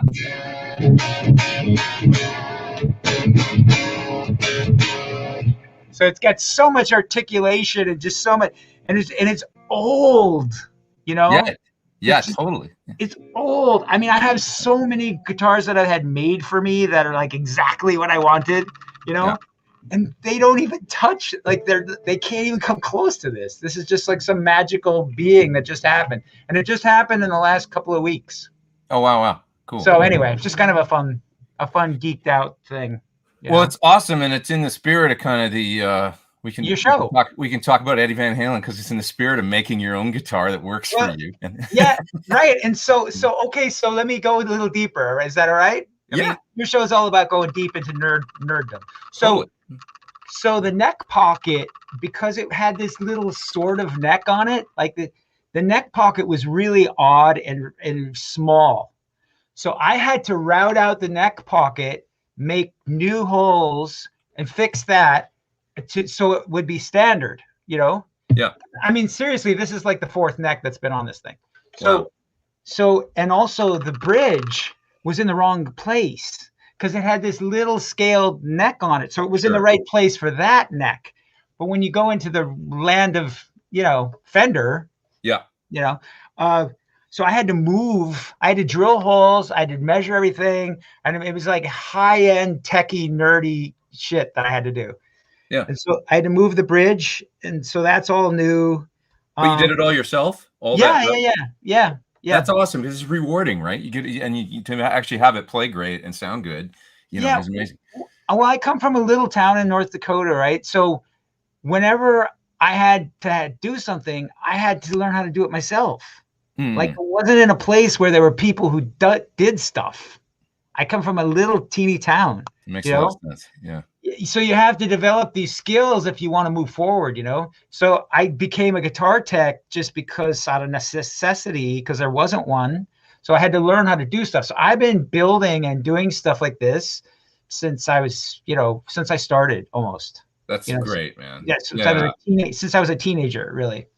Yeah, that's amazing. I mean, I was totally into that too, and that was really in the Van Halen spirit too, because he was so into bolting guitar. I made a striped guitar when I was like 16. I had a local wood shop cut out a body. I had an auto shop paint it. I didn't do it myself, but then I had to put it together and and we did all that. Like me and my pal built one at the same time. Like his was black and green stripes, and mine was yellow and black. That's cool. It was neat. It was fun, and we learned how to do that stuff, and it was a great, it was like a really fun hobby besides playing music. Was working on all this stuff, right? Absolutely, yeah. I had during COVID, I can't tell you, like, I mean, at the first time, the shutdown and everything, I was like looking at my guitar collection, like, okay, that one needs that shape of the neck I don't like. I have to reshape that neck. And this one needs to be sanded on this. And this one needs a new bridge. And this, I actually did a couple of refrets on a couple of guitars. And just like, I just dove in like deep, Yeah, man. Yeah. Great. Yeah. I tried doing frets once, not a refret, but a dress. I bought all this stuff. And then I was filing and doing all that, and it didn't turn out that great. And I was like, I'm gonna leave this to someone else. Leave it to the experts. Yeah. I mean, most of my necks are, refretted and plecked, but not by me. So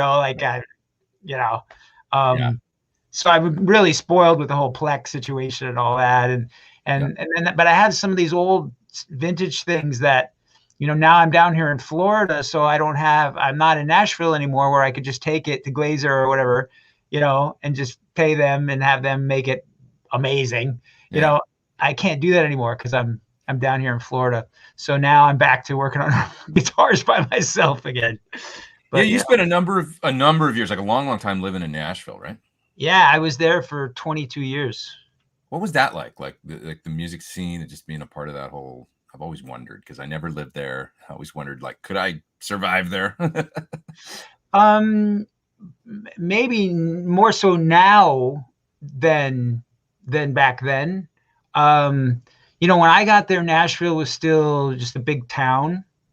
Okay. You know, 22 years ago, now it's 24 years ago because I've been here for 2 years now.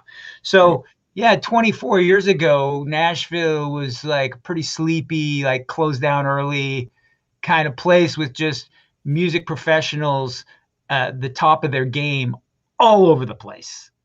Just like, you know, all the tech people were the best in the world. You know, the players are the best in the world. And I mean, not so much more than New York or LA, but just, you know, still some of the finest, you know? Right.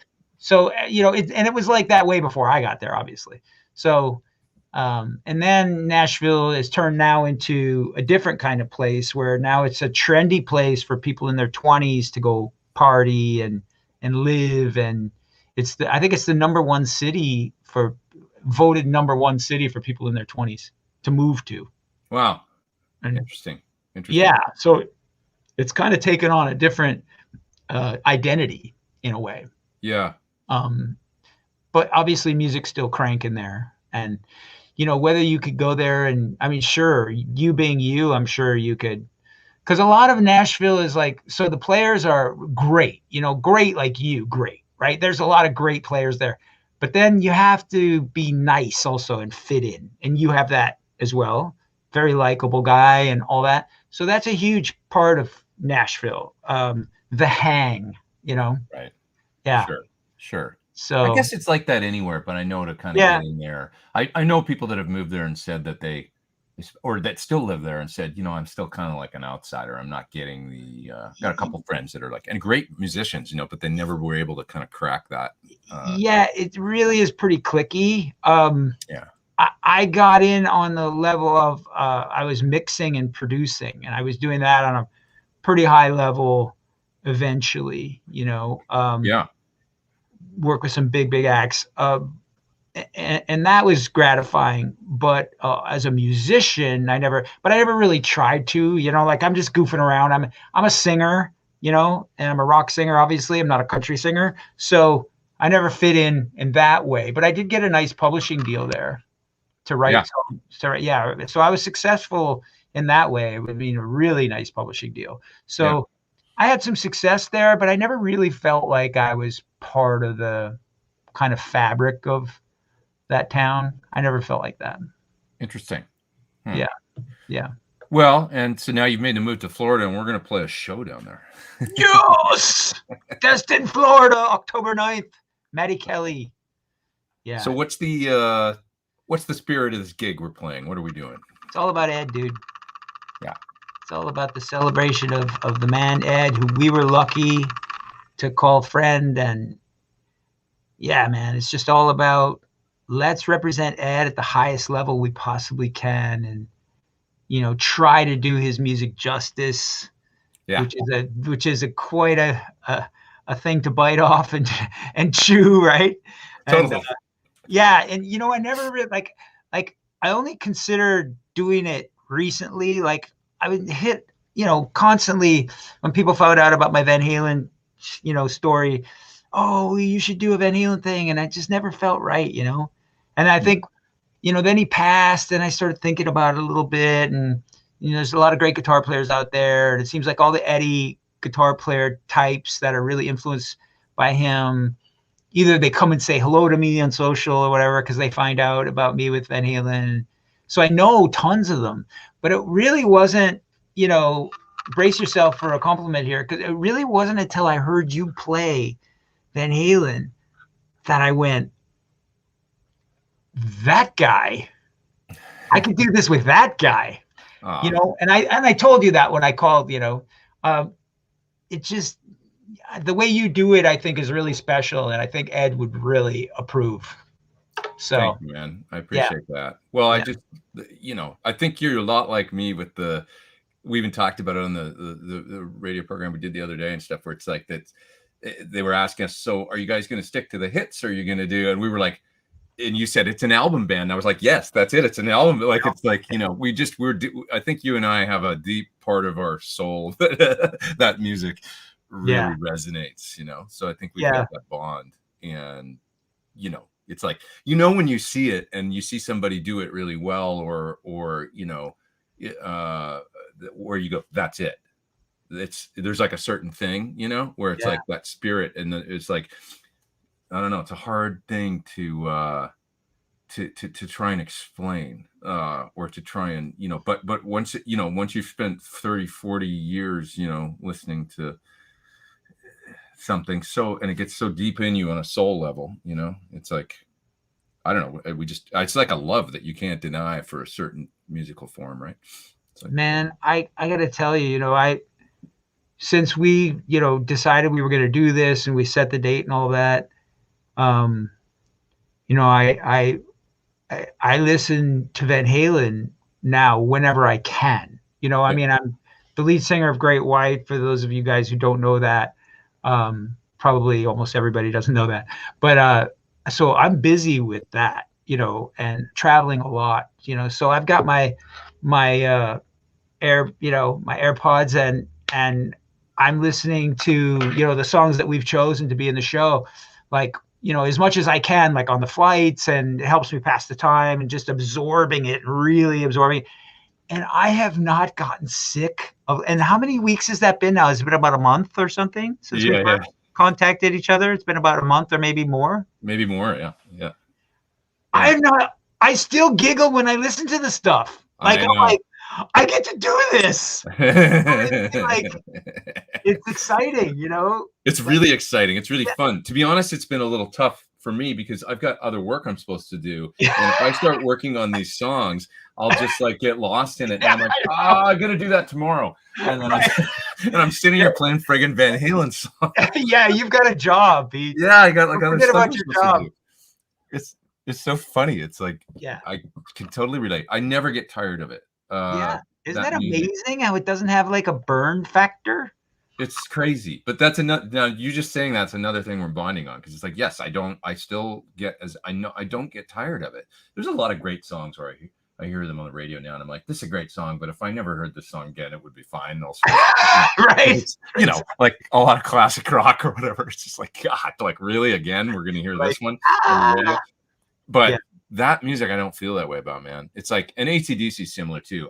You Shook Me All Night Long can come on the radio, and I'm just like, and that's like the most overplayed song of all time by them and by any band, basically. And I'm still like, God damn. Yeah. It still grabs you, you know, the groove and just the tones and the drum sound and the vocal. It's just, everything is like perfect. Yeah. It's like going to a happy place, you know, like a fuzzy warm blanket home, you know? So that's what we're doing, and hopefully some people watching either live on the Gulf Coast or they know somebody who lives on the Gulf Coast who loves Van Halen, and they'll tell them about the show and they'll show up, and you know, it's going to be a really special event. We've got we've got a lot of really excited people coming already, and you know, I mean, I'm just so glad we decided to do it. And the pressure of it is like, you know, like it's coming up. There's still Dave lyrics I don't know. Yeah. What did he say on that? You know what I mean? I'm still in that phase, but I have that too, that nervous, like, I know when we get in a room and like we run over these songs, it's going to help a lot. But I have that too, where I'm like, but I feel that before almost every tour, but this one, there's a special significance. I mean, I think I felt that when I was playing with Don Henley too. Before every gig, there's a weight to the music, right? And it's like, you know, when Hotel California starts, you can't, like, it's like, I would tell myself before I play the solo on that song every night with him, I'd be like, now's not the time to suck. Go. You know? Do it. And you just walk out and you do it, and you do it on as a high level as you can. And at the end of that song, you know, da, da, da, da, and the crowd goes, you're like, it's Miller time. Yes. And it was that feeling every time, but there's a weight to the music that you have to really, you know, because it's like, you can't, it's not, you know, it's like time to bring it now. But Van Halen's party music. So there's also, when you we always have to remember when we do this thing, it's like when you watch those guys play live, like it's insanity. It's like, like sometimes the tempos and like everything, it was like they were like this wild ride. That's like, and that's part of it too. So it's like that's part of it too, where Dave just doesn't even sing like a whole line or something, and he's just like putting on a show. And I mean, that's great that you mentioned that, because it's all about being in that moment, and it's a party. Party. But the prep time has to be intense. Yeah. Well, your hands and your voice and everything, I would imagine, it's just got to be at the point where it's just like this natural. So we have to try and do that within a few days of rehearsal and get to that, which is, we'll see. But I mean, we got some great people doing this. So it's like, right. It's like, everybody's going to be a good team. Yeah. And then we're going to go out. It's going to be like a bomb. We should probably mention that we've got Dan Spreewald from Phil X and the Drills, the bass player and high vocal singer, who I've been watching Dan for years. I think I stumbled on him. I don't remember because we have a mutual friend, and maybe it was that, but I think it was before that. No, it was before that. I think I stumbled on him because of Phil X. Okay. That's where I first saw him playing with Phil, but and I just was like, oh, that's the bass player. Like just his feel for me. I'm a bass player too. I know you are as well. Yeah. So I really am very picky with bass players. Like there's got to be a certain thing that they do, certain musicality about it, the way they're back, on the beat, and he just had all that, And so I think I mentioned to my buddy Dave, who's from Canada, about him, and he was like, Dan Spreewald? And I'm like, yeah. And he goes, he's like my best friend. I'm like, what? And so that's sort of how Dan and I met, because we had a mutual friend. It was just a strange, crazy coincidence. That's like the Canadian stereotype. Like, oh, everybody in Canada knows. Oh, you must know my friend Dan. He's a bass player. Actually, they did. I mean, I didn't even ask, because I didn't know Dan was Canadian. Right. Yeah. Goes, I grew up with him. That's so I'm cool. like, what? Yeah. I said, okay, please tell him that if I ever do anything, would he please come and do it with me? Yeah. And so he did. And then that's how I met Dan. And then he was on the cruise. It was a cruise like 4 years ago, the Monsters of Rock cruise. And I was on solo as Mitch Malloy. And I bumped into him in the hallway, like by the cabins. And so we spoke for a minute, and that was when I met him. But we had all previously spoken, like on social media. I texted him or whatever. Yeah. And that was way before I had any inkling of. I mean, 5 years ago, I never in a million years would have told you I'd be sitting here talking to you, talking about doing a Van Halen celebration show. Yeah. No way. Isn't it amazing how life changes? I mean, yeah. I mean, it's really kind of miraculous. But so that's Dan. So that's our bass player, and our drummer is a drummer. When I moved to Nashville, the first guy I ever booked for a session was Wayne Killius. And he came in and just blew my mind. And I immediately asked him if he would join my band, and he said immediately no. Right? Such a Nashville thing. Which is Nashville, yeah. Studio guy. Every artist wants every musician in Nashville to be in their band, and none of the musicians want to be in the artist band. They all want to play on the records. Yeah, they're there to do sessions, and do, whatever side gigs or whatever. That's the business. That's the music business in Nashville. It's not let's form a band. That's not their thing, So that was my first rejection in Nashville, was Wayne Killius. And there were many to come after that, trust me. So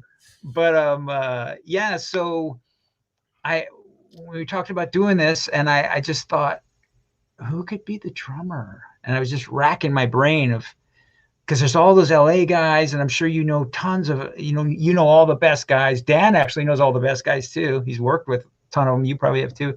But I just thought Wayne Killius is a great drummer and a great guy. I wonder if he would consider doing this.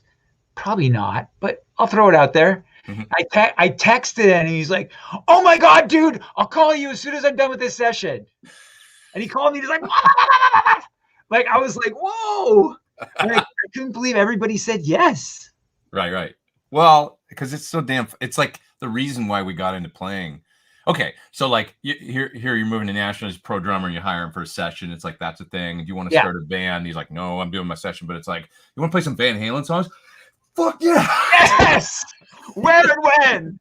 Where and when? Yeah, exactly. It's right to the core of being 12 years old again and going like, this is and so and there's another piece about Wayne that people don't know. People in Nashville know Wayne, and I'm sure he's known.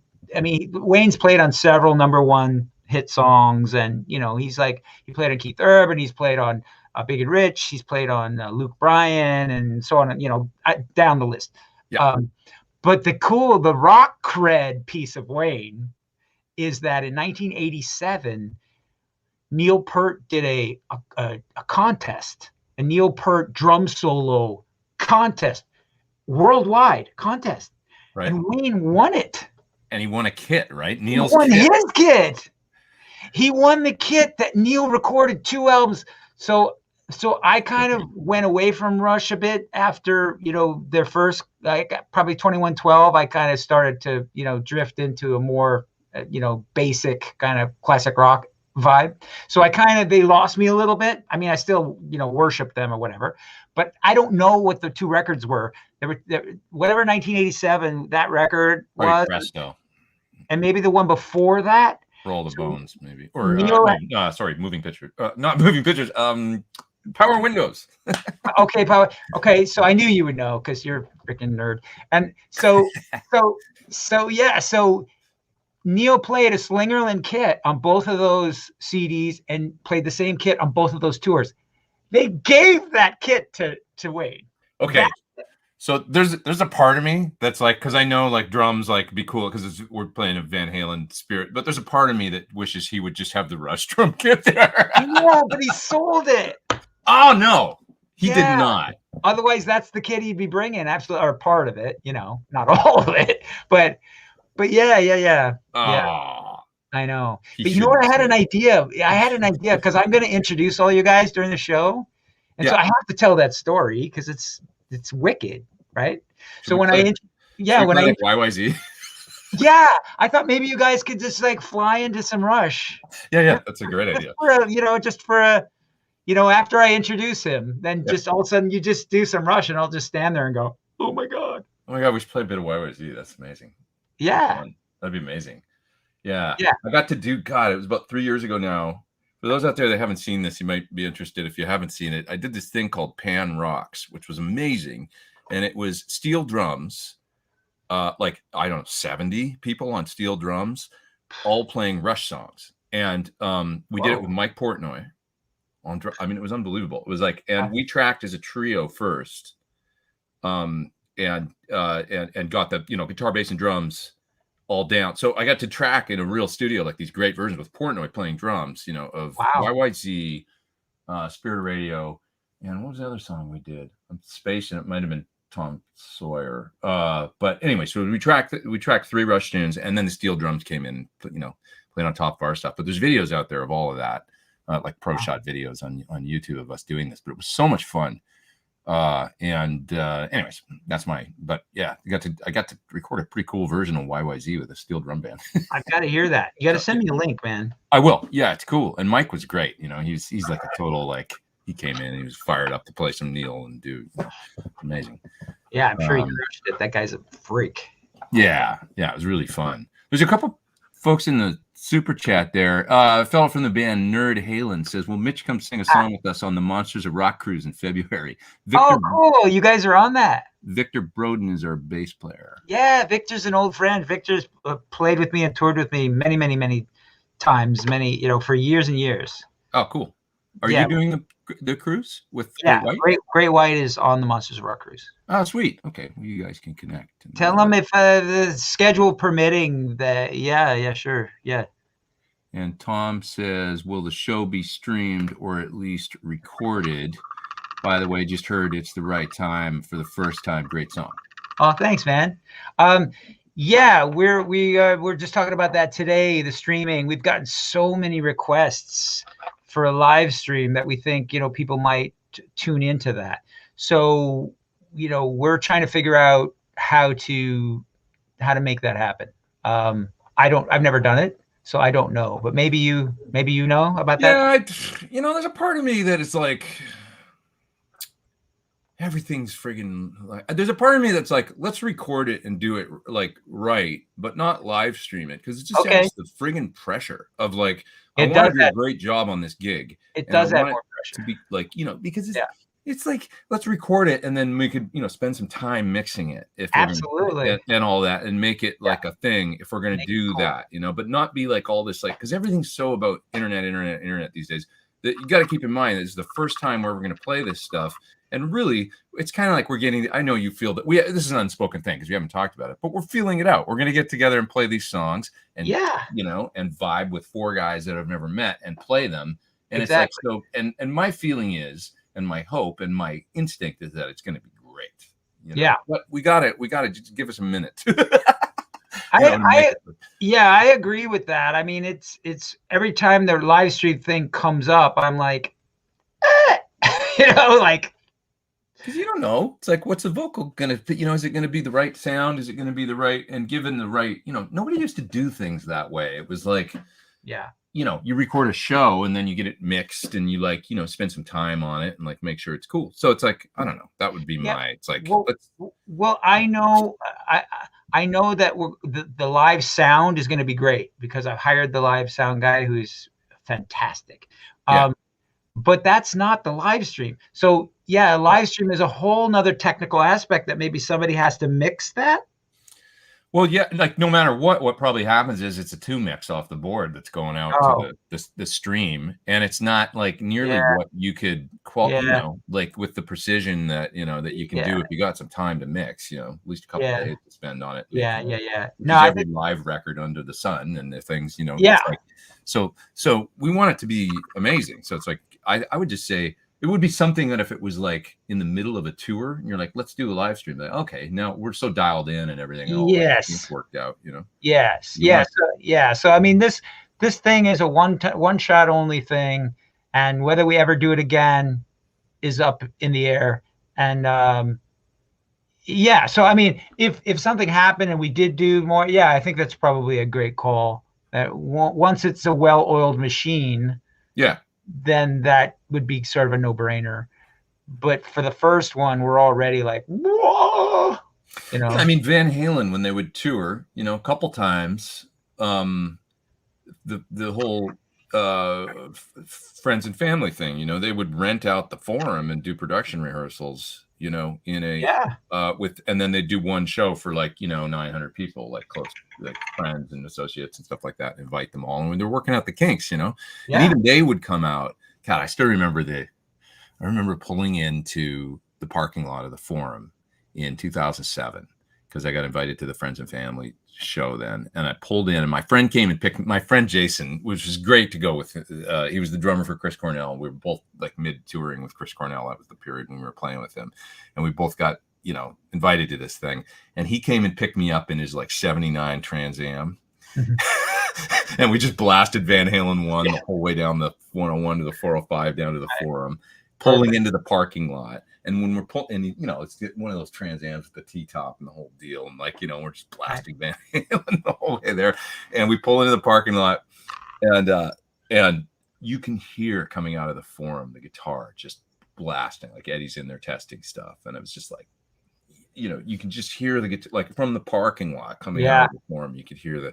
And we're like, oh my God, and then went in, and it was a loose show. It was like they came out and Ed's like, I'm still just testing my sound here, but it's just like, and it was like, God, this is amazing, and then they played the show. It was awesome, but anyways, it's like that spirit of like, you got to work out the kinks, and then it becomes a well-oiled machine once you get a few shows on your belt. I mean, that thing where bands used to like do, local club shows or book a generally speaking, what you do is you book an arena or a small, theater or something like outside of a major city, and you rehearse there and get the show going. And then maybe you do the first show there, to kind of get in the flow. And it's like that kind of thing. So we don't have that benefit. So this is going to be We're gonna rock, but we're shooting from the hip, man. It's like shooting from the hip.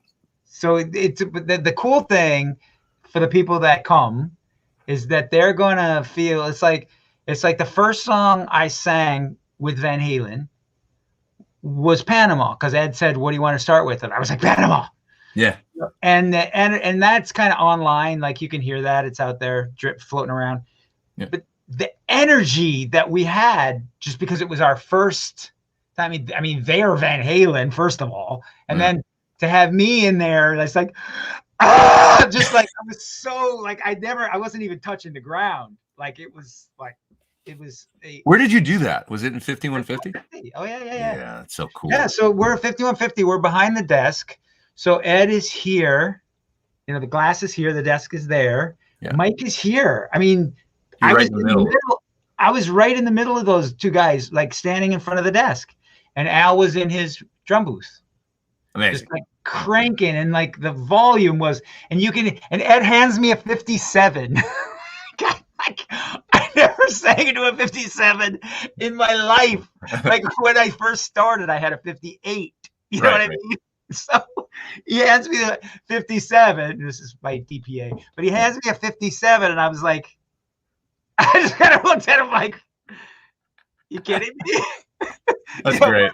But what do you say? You're about to sing with Van Halen in 5150 for the first time, and you just sing into whatever Ed gives you. Right. I mean, that's the spirit, right? That's, blasting through the mains, right? Yeah, through the mains, which you heard. Yeah. And he likes to run those things on about 120 dB. Yes. I think my pant leg was actually shaking. Yeah. From the wind that I was putting out from the volume. So this 57 is feeding back. You can hear it feeding back on the tape. Anybody who's heard the tape, it's like, and I'm like,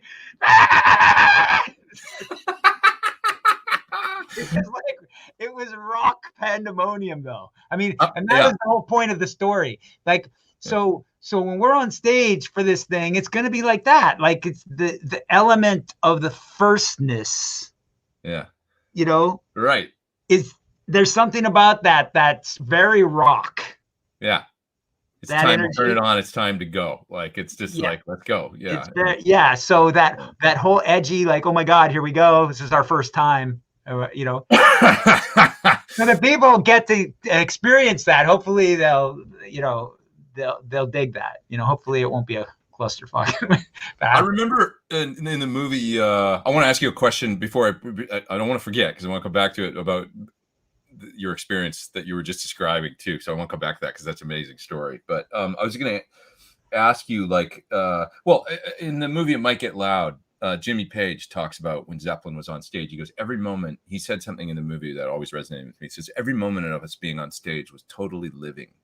And I was like, what it said to me was, yeah, you're present. Like, you're not thinking about the future or lamenting about the past. You're in the moment. And that's the part I love about when you're connected and you're on stage, you're present. And that's the thing with, like, so you and I are going to look across about 3 weeks or whatever at each other on stage and go, here we are. You know what I mean? I cannot wait. Everybody up! Yeah, and it's going to be what it is, Yeah. I love that, man. Yeah, man. I cannot wait. And yeah, dude. Yeah.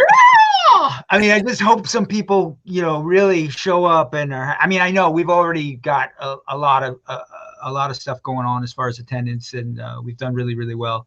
But the general admission tickets are still out there, and so come on, Gulf Coast. And they can go to your website, MitchMalloy.com. Yeah, MitchMalloy.com is the link to buy the tickets. Yeah. Yep. So you mentioned singing Panama behind the desk there and stuff. So how many tunes did you guys do that afternoon or that day, like when you were singing? We did Why Can't This Be Love? What Love Can Do? Ain't Talking About Love, and Panama. Yeah. And then we were messing around with some originals as well. Like we were, doing some of that, some writing, and that's where It's the Right Time came out of, because Ed had that music already. He had the music bed, but that got written by me later on. But we were constantly messing with stuff. He was presenting me with tons and tons of music, tons. Yeah. He had on his little probably a Panasonic, little cassette thing, with the microphone in it, and everybody had that. I had one of those, and I had a smaller one too. That's what we used to write on. Right. So he was just like us, like he was just writing on that. Yeah. So he played me a ton of stuff on that, which I think a lot of that ended up being the 3 record. Yeah. Right. A lot of that stuff. Yeah. Yeah. And this is like mid '96. Is that right? It was August of '96. Yeah. Cause I have on my DAT tape that he handed to me. He filled it out and handed it to me of our rehearsal or whatever, audition, whatever. I mean, I call it an audition. He called it a rehearsal because he was so gracious, this isn't a rehearsal, man. He said that before we started. All right. He said, this isn't an audition, man, like that's that. Amazing. Yeah. And then, so then he filled out the DAT tape, it's in his handwriting, and I still have that. And I put it in the little video I did for It's the Right Time. It starts with that. Cool. But yeah, so the reason I brought that up is because it says August 16th or something like that. It says on the tape. I forget it's August something. I think August 12th was the day that he told me I was in the band. Okay. Yeah, I had to kind of do that in my head, do the math, and then I'm thinking about, okay, what day did he fill out that thing? That was like maybe 3 or 4 days later. I think it was the 16th or something like that. And it's hard because it was a long time ago, Dude, I was just thinking, like, where you were doing that, I was on the other end of the valley at Stag Street Studio, and I just signed my first record deal with a band that we got signed in Japan. And we were making our first album, and that was my foray into, okay, now I'm a professional musician. Stag Street, recording on an old API board, and they wanted us to self-produce the record and do it ourselves, and that's what I was doing. So I was about 10 miles from you, that summer, and doing. So it's amazing. So this is a long time ago, but it's great. It's great to think about. I remember I was drinking so much caffeine coffee, and I used to drink those big ass Arizona iced teas every day. And I started having heart palpitations. And one day I had to go to the hospital. Too much. And the doctor said, "No more caffeine for you for a while." Yeah, I remember that. Like working in that's my memory. Drug addicts, overdosing on caffeine. Yeah, working 13 hours a day in the studio, but having a great time. Well, you must have been extremely, extremely good at producing already if a label said, we want you to do it. Well, I had the benefit of really. My good friend Frank Symes credit, because he, my old pal Frank, I actually haven't seen for a long time, when I was doing, he was a great guitar player and MD, and he's worked with The Who and Stevie Nicks and Don Henley, and he was the fella that originally introduced me to Don Henley back in the day. But anyways, he really taught me a lot of what I know now about engineering. And I was in his band. This is the band that got signed. And we wrote and demoed about 50 tunes, all on one of those Akai 1214 machines. That was had the beta tape. Yep. Remember those? So that was how I learned how to record. And the label, long story short, they just liked the sound of the demo so much. They said, we don't want to get another producer. We want you guys to That's what I mean. So you had a partner in that. It wasn't all you. It was him, really, that I got to give him. At that point, I didn't know jack about but he taught me about EQ and compression and how to, and I learned a lot in that time working with him, and that was the basics of. You're lucky you were in a band with a guy like that. Yeah, he was a great mentor, and he taught me a lot also about bringing it and performance, and about because we would do cover gigs as well as do our original stuff. We would, because he just was constant. He was an amazing guy that taught me that, like, you don't approach a cover gig in a bar any different than you do for playing at 10,000 people in an arena.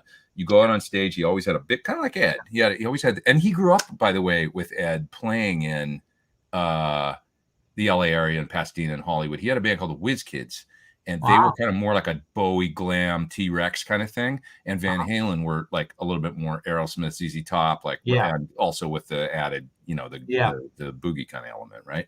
Yep.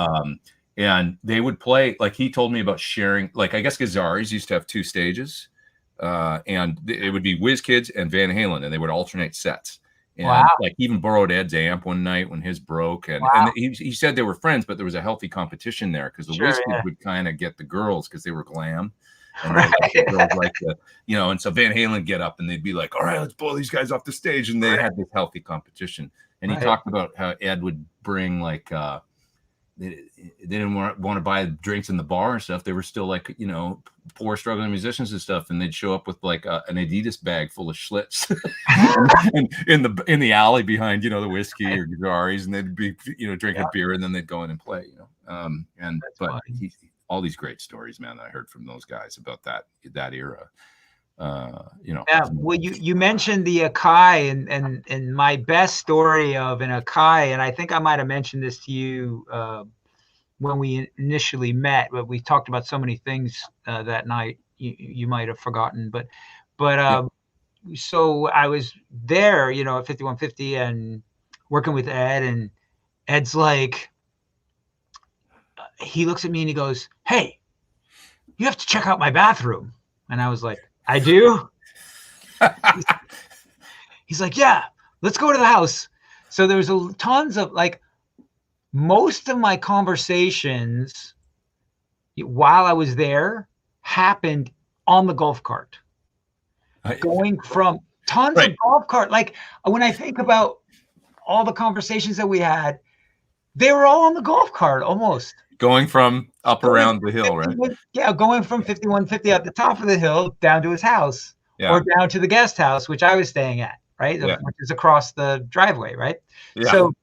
So all these conversations, and so he's like, "Yeah, you got to check out my bathroom." So we were at the studio, so we jump on the golf cart, we go down to the house, and I'm like, "What the hell are we doing?"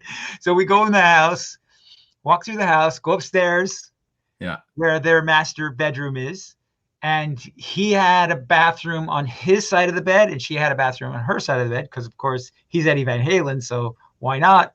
And his bathroom was green marble, like the floor and the walls and maybe the ceiling. I don't know if I even looked up, but I was just like all of a sudden engulfed with green marble. Never forget it. And so, but he didn't take me to his bathroom to show me that. He took me to his bathroom. And so you walk into the bathroom, and his throne was, I think, also green, if I recall.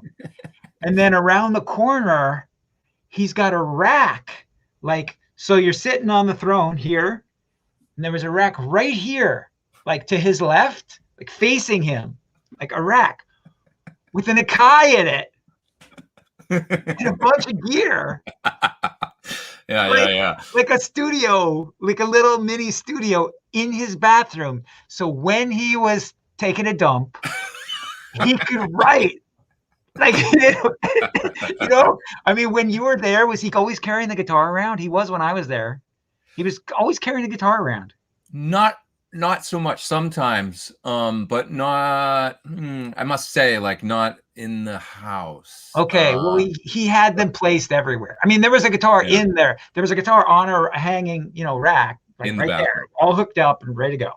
Like, that's amazing, because when you think of that scene in the, you know, how he made that guest appearance on what was the Charlie Sheen show, you know, that he was, you know, and he comes out of the bathroom, he's got the guitar.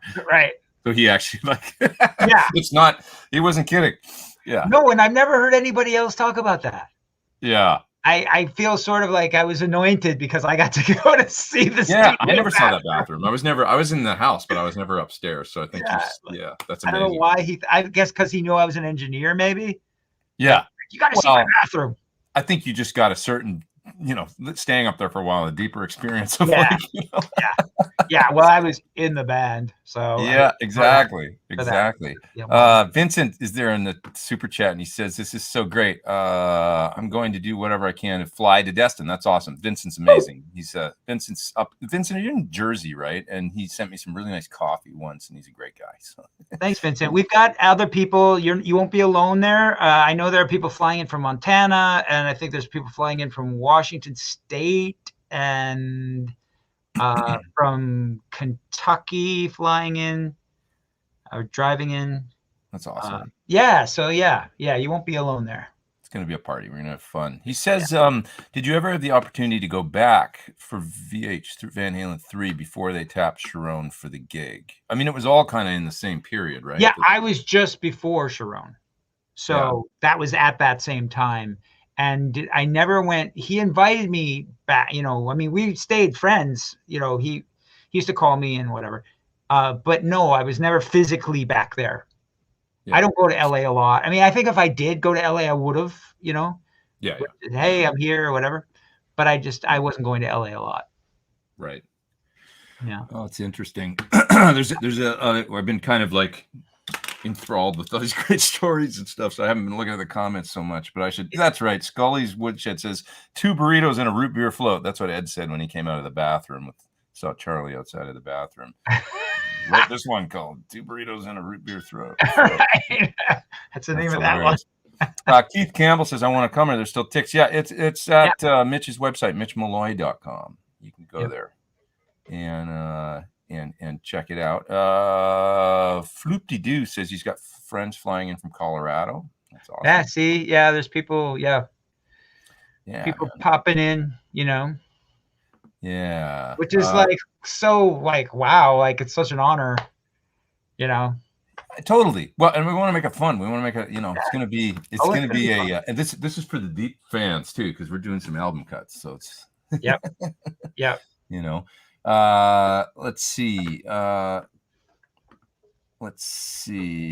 This is an interesting question. Simon says, did the Van Halen brothers want Mitch as a Sammy clone or want a David Lee Roth copy? I don't think it's that at all. Either. I mean, he wanted you. Right? Yeah, they didn't want either of those things. And we talked about that, and he was very, very, very complimentary. He loved my voice and stuff. And but there was never any talk of that. He was excited that I could do both. Yeah. That seemed to really, he was excited about that.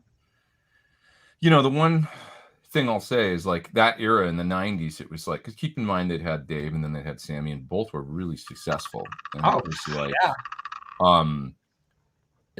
I think at that point they were like, well, we make our music, we do what I mean, you even said if we like it, then other people are going to like it, right? He said that to you, right? He said that to me pretty often when he was talking after the third day, and he said, congratulations, you're in the band. And then, the conversations changed at that point, of course, and he'd ask me what I wanted to do and and then we talked about creating a new album. And he was like, man, the way I've always looked at it is if we like it, millions of other people are going to like it too. And it was he had such a carefree approach. Like that was the beginning and the end of his thought process. Right. Which is amazing. Yeah, because that had probably been his experience since the time he was 21. It was like, hey, we just do it. And I'm my own worst critic. And we do it till we're happy with it. And then boom. Right. Exactly.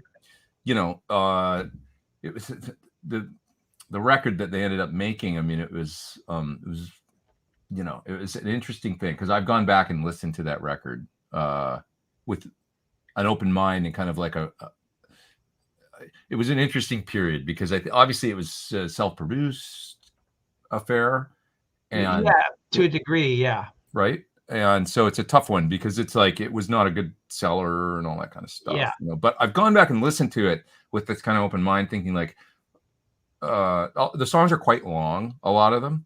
Yeah. And you go back and you listen to it and you're like, I listen to it with this kind of perspective of like, okay, if I was a producer, what would I think of, and it's like, okay, here's a great part right here. And here's a great part right here. And here's you know what I mean? And when you listen to the early Van Halen, recently I got together with somebody and listened to all the Warner Brothers demos that were done at Sunset Sound, where they cut like 20 or 25 tunes in a day. And there's a lot of stuff on there, like early version of House of Pain, whatever ended up becoming the Mean Street riff, might have been Voodoo Queen. But, you listen to them all and you can listen to the parts. And then they went after they made that and did a whole bunch of pre-production and made Van Halen 1. Yeah. And I had the same thing listening to the Van Halen 3 record, was going, okay, this sounds like a framework for where it could have gone, but maybe with Right. I don't want to, whatever. Eddie was an absolute genius, and those guys were geniuses. But we got to give credit to Ted Templeman. Ted and to some degree, Dave was I think his as an editor, and you know what I mean. Let's get this part, put it, for me, I don't think. I mean, as a singer and a writer and a producer and an engineer and all those things all those hats that I wear. Yeah. I can, same for you, like we can sort of look at this and go, okay, this one did that, and this guy probably did that, and this guy probably did that. But we don't know for sure, I don't know. I mean, I know what Ed told me, what his contributions were and what everybody else's were. Yeah. But it would have been really cool, right, to have been there and see what exactly Dave was doing, because he was such a genius. Like his genius on those first albums just blows my mind. I mean, I have so much appreciation for him and what he did. I do too. I mean, how does he come up with the B section in Unchained, right before the chorus, with that musical madness going on, and he writes a part that just makes it sound like party rock on top. I know. How do you do? That's a skill. That's a skill. And it is. Chris Cornell, I think, shared that skill with him, where there's a song called Zero Chance that's on the Down on the Upside Soundgarden record, where he ties together these, I mean, there's like, extra, weird, like, an extra beat or a half a bar or whatever, these things where the guys were just, that's the way Soundgarden wrote. They just play these crazy riffs and crazy, like, or, 4th of July, where it's this sludgy bass riff, and he writes this melody on top that is gorgeous, of this like sludgy, dirty doom sounding, whatever, like, and somehow he puts a gorgeous melody on top in that Soundgarden. So to me, it was like, that was part of Dave's. I mean, it's a skill where you can, and then you get chemistry, and it's like amazing, but and nobody had better chemistry than those guys, and nobody made better rock, in my opinion, than those guys. In their prime, like you said the other day, like they were on another planet. For those first few records. I mean, it was just like, what is going on? Like, they were just, firing on every piston. It was just like, I mean, how do you, because there's that, and then they did Big Bad Bill, and they did Happy Trails, and they did the middle part in I'm the One with the vocals, and how nobody did that stuff. Nobody did that stuff, where it was like, it was a completely amazing. I mean, the chances that they took for all that, and then they made it work, and you just, and when you heard it, it never sounded like it didn't work. It just sounded like cool. Like everything they did just like fell under the cool, banner. Like, how is that even possible? I know. Like when Eddie, I mean, even Keys on like the intro to 1984, like with the he's like, what's this going to be? Other bands tried to do that stuff, and it wasn't so. Okay, I'm going to use the Judas Priest example. It just come off, Defenders of the Faith tour, which I went to, Screaming for Vengeance, Rob riding on stage with his Harley, and it's like, this is amazing heavy metal music. And I put in the Turbo cassette. It's 1985, right? The synth sweeps, and then some synth bass comes in, and I go like, oh my God, no, what is happening? What happened? What is happening? Okay, something's gonna happen, right? It's gonna get good in a minute, right? No, it didn't get good. It didn't get good. But somehow with Van Halen, I know some people were probably like Keys, whatever, but hey, Jump was a huge hit. That was their biggest album up to that point, and they get a total. Somehow they just it was still Van Halen, and it was awesome. Like, I don't know. Yeah. So lucky to us that we get to play that music now, and I mean, it's going to be fun, and the spirit of it, I think, is really good and pure, and we're part of the proceeds are going to benefit. This is again kind of in honor of Ed. Ed was into music in the schools and trying to keep music in the schools active. And there's a brand new high school here in Destin, where I live, Destin, Florida, called Destin High School, and they need help. And so part of the proceeds are going to their music department. And that's an Ed thing, you know, like it's all about Ed. This, you know, we're just trying to make Ed proud. Yeah, I love that he you know, we get like he gave those 70s or something guitars to the, Yeah. you know, I believe to LA Unified, like to the school district, maybe through Mr. Holland's Opus, but Yeah. that Right. stuff's amazing, you know, that he wanted to promote music education and keep people playing and stuff, because of course that's what kept him off the streets, and you know, it's an amazing thing, you know. Let's see here. That was the beautiful thing about these singers, finding melody and chorus out of what Ed creates. Yeah, I mean, it's like it's magic, right? It's like that chemistry. Yeah, I mean, I got to do it on It's the Right Time. It was, yeah, you know, it was just like, how do I approach this? Well, I'm just gonna do what comes out, you know. I'm just gonna do whatever hits me, you know. You're one of 4 dudes that got to do that stuff, you know. And that I was actually written like really fast. Yeah, really yeah. It's funny because the day that I did it, you know, I'll never forget it. I was like, okay, today I'm gonna write this song. This is gonna happen. That's what's happening today. That's my day, you know. right. And I put the music on, and it was just like boom, it just came out, you know. It was awesome. Yeah, it was just really a real thing that happened, and it happened fast. And you know how a lot of times they say, well, the great ones are the ones that you write the fastest or whatever. And that's not always true, I think.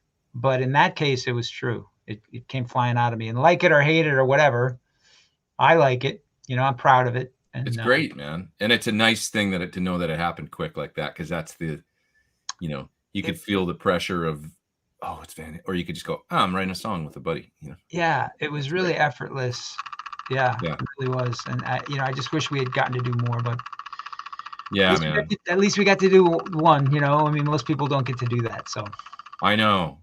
Well, I'll tell you, I mean, the track that I mean, I can't even believe it happened, but like the track that we worked on, yeah, that the version of Scream I did for Chris that we worked on, when he was playing on it and he was calling me and getting excited about, hey man, so you know, I did some like guitars on it that are kind of like the beginning of Women in Love, you know, with the harmonic tapping and stuff, and it sounds really cool, and when can you come check it out? And I was just like on the phone, now? Is this happening? Like Eddie Van Halen's calling me and telling me, he's like, you know, and it was so bonkers. So it was like, so I just wish we'd gotten to finish that thing, but you know, at least that experience. And I did go up there and hear the playback of it once, what he'd done, and that was like, just that feels like a dream, you know. So yeah, I mean, if it's like we're 5150 brothers, you know. It's like a little bit of, there aren't a lot of us, you know, like. Yeah, I mean, he didn't let just anybody come in there, and you know, I mean, no, we're really, really lucky. We're in a very small club. It was magic, man. Just to be, you know, just to be allowed into that for 2 seconds. Yeah, you know, was amazing. There's another super chat up there, and thanks Keith Campbell for the super chat. This one's from 40 Grady. Sad thing is that it was his solo album. Well, yeah, I mean, I recently heard that he was bothered it didn't do better. You know, I mean, it's like I think there's a thing that happens, and it's human nature, and I've seen it because I've worked with a lot of folks. Yeah, you have. I won't. I'm not going to name names, but some of the people that I've worked with and some of the people I've just known peripherally that are big rock stars and there's a thing that happens where it's like, and I understand, because it's like a thing where, as a singer, especially, and as the songwriter and the singer, you get into this thing where there's all these people singing your lyrics back to you, right? And it's like, you've got this thing and you have to believe in yourself. Like, if you don't believe in yourself, what do you have, right? So there's a certain self-confidence that these people need. But the self-confidence can get into, this is maybe, if you go to the dark side of that, I think it could be, this is all about me. And you maybe forget, maybe for a second, and I'm not, everybody's probably is, the potential is to go there. Maybe the contributions of others or the chemistry or these things, that stuff can get lost a little bit, maybe if you go too far. But I understand how I could do it. Anybody could do it, where it's like, well, I know what I'm doing. I have to believe in myself. This is going to be great. And you go into that thing, and then maybe and it happens to a lot of folks where it's not the success you had hoped it was, or, and the one that really, that tends to bother me the most is maybe when the contributions of other band members aren't seen. It's like, well, I can go, like, there's a lot of bands from the 90s that reformed and didn't have any of the original members, it's like, it's just the singer or something. And it's like, well, it's all about me, and I can do it with, it's like, yeah, even if they didn't even play on the record, even if they're just in the photos, as fans, we see bands as teams. We see bands as, you know what I mean? That's what we like about it.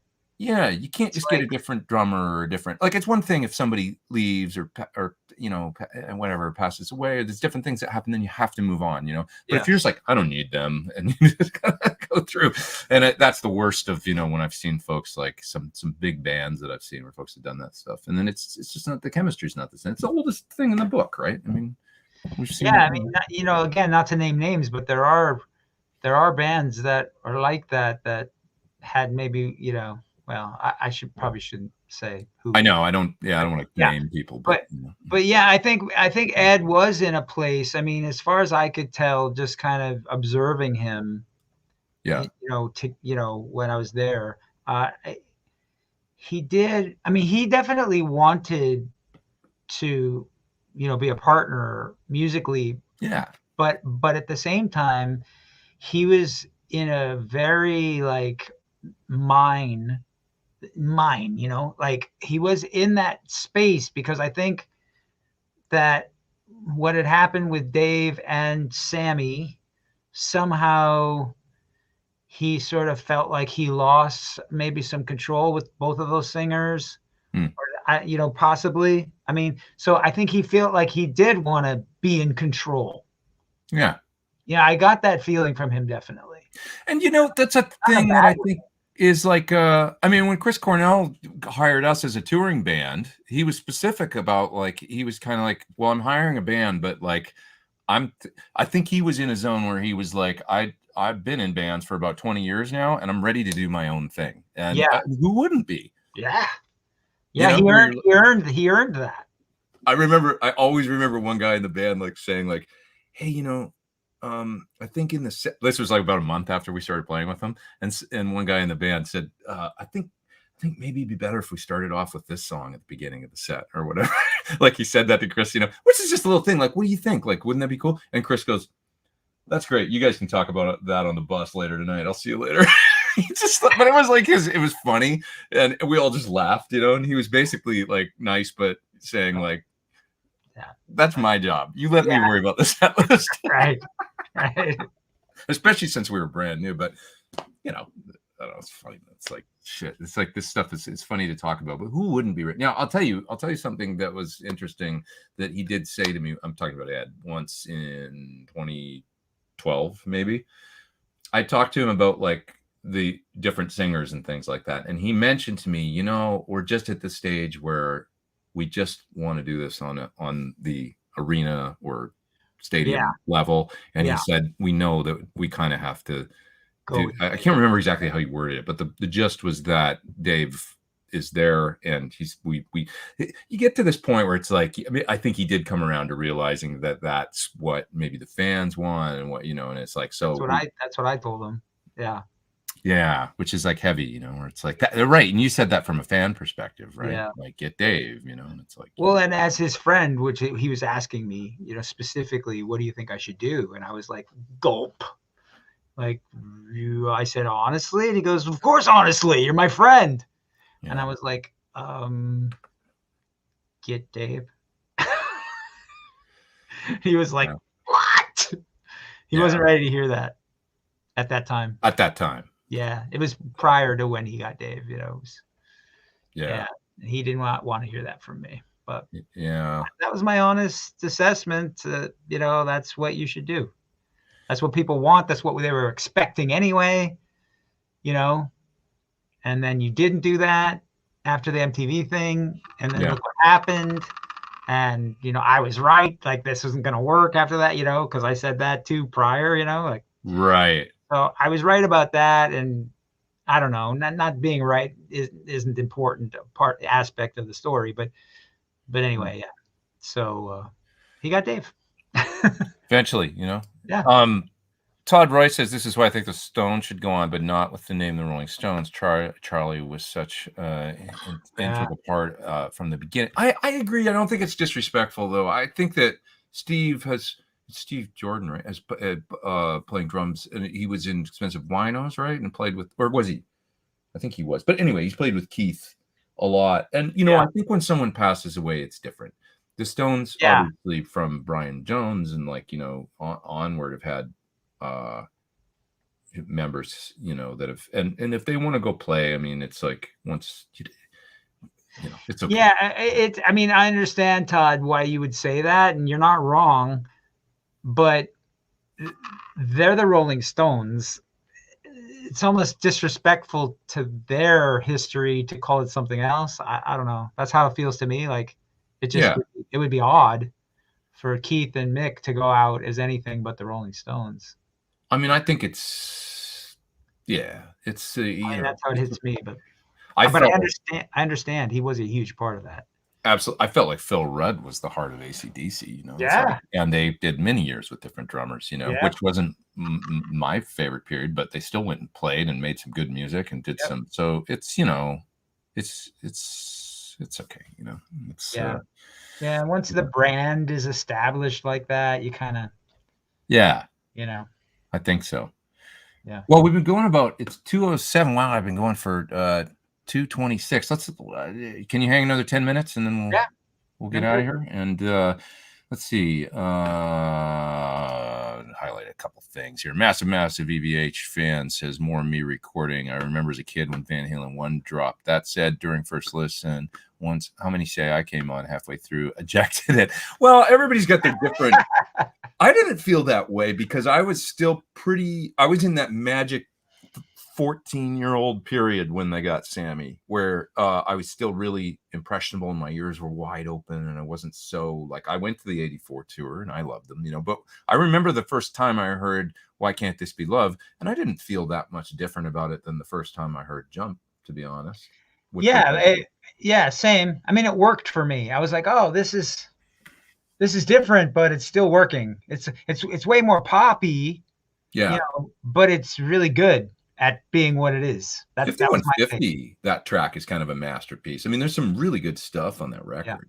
And it was a fun party. I mean, the other side, like a few of the tunes on that 50 that had that album rock, great, you know, it was cool. And then the tour with the you know, the brilliant thing was they did the tour and they filmed that show in New Haven, the Live Without a Net show, and you can't fake that. I mean, it was so much fun. It was great. Yeah, the videos from that are fantastic. Just amazing. And that was really the first time you'd seen them in a concert. Yeah, and it was just really Ed was just so happy, you know. I mean, exactly. No denying how happy he was, and Sammy was Sammy. Sammy's always happy, you know. He's such a great guy, you know. He's just got so much energy, and it just worked, you know. And it wasn't Dave, and it was a huge shift, and it was a different band, but you couldn't deny it, really. I mean, it was number one. I mean, the album went. They did huge business, huge. Yeah, and OU812 was cool too, and it had, you know, Finish What You Started is like, that's an amazing track in its own, you know, totally different sound. But come on, that sounds great and it's fun and it's got, who doesn't like, you know, it's like you can't, like, it's fun. I don't know. Yeah, it's great. Actually. It got a little, I guess. Okay, the next record had some great. Actually, it's probably some of the best sounding stuff. The one that Andy Johns did when you know, Runaround is really fun. Really great good tune. Yep. And I would say like the Balance album for me was. Okay, now it's a little darker and a little more serious. Like everyone was more serious. It was like party, you know. Still good though, but like still good. But I was, for a minute, I was tuning out around then. You know, I have to say, just for same that record. Yeah, just that period. You know, I wasn't that into it. And I actually really enjoyed the tunes they did with Dave on the 96 out, you know, the greatest hits.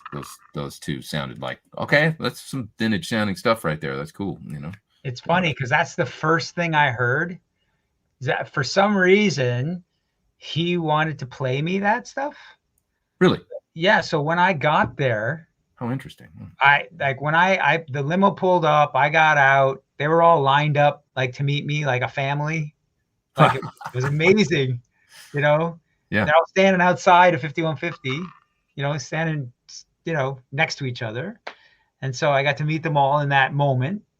And that was amazing, obviously. And then we went into the control room and he goes, I want to play you something. And he played me that stuff on like 150 decibels. Was it with Dave on it? Oh, it was the Dave stuff. That's what I'm talking about. You're talking about the Sammy stuff? No, but you're saying that the Dave, with the bringing Dave back. 2 songs, Me Wise Magic and Humans Being, right? Okay. Humans Being was one of them for sure. Oh, but Humans Being was Sammy, but Wise Magic, and Can't Get This Stuff No More. Okay, yeah, it was Dave, because I remember his voice was kind of buried in the mix. It wasn't done, and you could barely hear him. And what was your reaction to? It was so loud, and I just got there, so I was kind of like in shock. You know what I mean? And I was like, what am I hearing? Like, this is like new Van Halen with Dave, which is not what I expected to hear when I got there. You know what I mean? So was that confusing, right? Like, well, what? Yeah, I was a little confused. I mean, he was just playing it to me because it was up, and it was, I think they were working on the mix or whatever. He wanted to know what I thought. Like, what do you think? He did that to you, right? Yeah. He played you stuff. Said, what do you think? He played me a couple things. I just have such a shitty memory. I can't remember the names of songs. Sorry. Well, the one I heard was awesome, but it had there was a hook that was written on the chorus with background vocals, but couldn't tell you what the name of it was. And it was something they'd recorded to send to Dave to see if he you told me that story. Yeah. And it was so cool. Such a great song. I just remember going, this is badass. And, I guess I'll probably never hear that again, but it was amazing. I didn't love that stuff he played for me. I was like, kind of like, okay, it's cool. It's really loud. Mostly it was loud. Mostly loud. It's loud. What did you think? Mostly. It was loud. That's awesome. Yeah. Oh, man. Oh, my God. It's so great. Yeah. Oh, God. Well, okay. Let's take a couple more comments here and then we'll chat. I should go work. This has been amazing. This has been so much fun, man. I appreciate you having me on. I mean, Oh, dude, cool. We got to do it again. We could have we could just talk about, Japan guitars. It's like a tennis match with us, man. We're like, poof, poof, poof, poof. Totally. Can't Get This Stuff No More has amazing tone. I agree. I like the sounds that he was getting. And it was an interesting sound. If nobody's seen it, around that time, he goes to visit, like around that 96 period, he went to visit Jason Becker when Jason was really, starting to become ill. And there's a great video on YouTube of him playing, I think it's Me Wise Magic. No, Can't Get This Stuff No More, but it's the whole riff. And this is so great because we saw this recently too with the video of him playing almost all of, I believe it was the song Amsterdam in 5150, but in 85. So he had the song and the riff written because he had these riffs and he would stockpile them, and then end up writing a song years later. But him sitting there he's playing a Charvel guitar, like sitting in the studio in 85, and he plays the whole song. And the way I'm sure you had this experience probably on a personal level where he would play and then he go, now it goes like this. And then it's going to go here. And it's like, and then he's playing it and he plays the whole friggin' thing from like top to bottom. Yeah. Like with the whole riff. And you're like, God, that's so cool. Like, but anyway, so he kind of does that at Jason Becker's house, like through a practice amp and with a PV, he's like playing he plays. And everybody's like, yeah. And he's like playing the whole damn riff. It was so cool. But anyway. Yeah, so great. One more super chat there. Jason Rhodes says you guys are going to kill it. Thanks, buddy. I think on that note we should go because it's a great place to close it. Jeff says these live chats are the best. I agree. So much fun, man. Yeah. Yeah, man. Thank you, guys. I'm gonna go plug in and play some Van Halen right now. Yeah, man. I'm gonna warm up my voice and start singing Dave. Okay, it's gonna be fun. So check out the details about the show at Mitch's site, mitchmalloy.com. And you can find tickets there and all that good stuff. And it's Destin, Florida, October 9th. We're gonna have some fun, play some great tunes. All right. Okay, thank you so much, man. Hang for a second, and then I'll say bye to you in a second. Thanks, guys, for being here and all the super chats.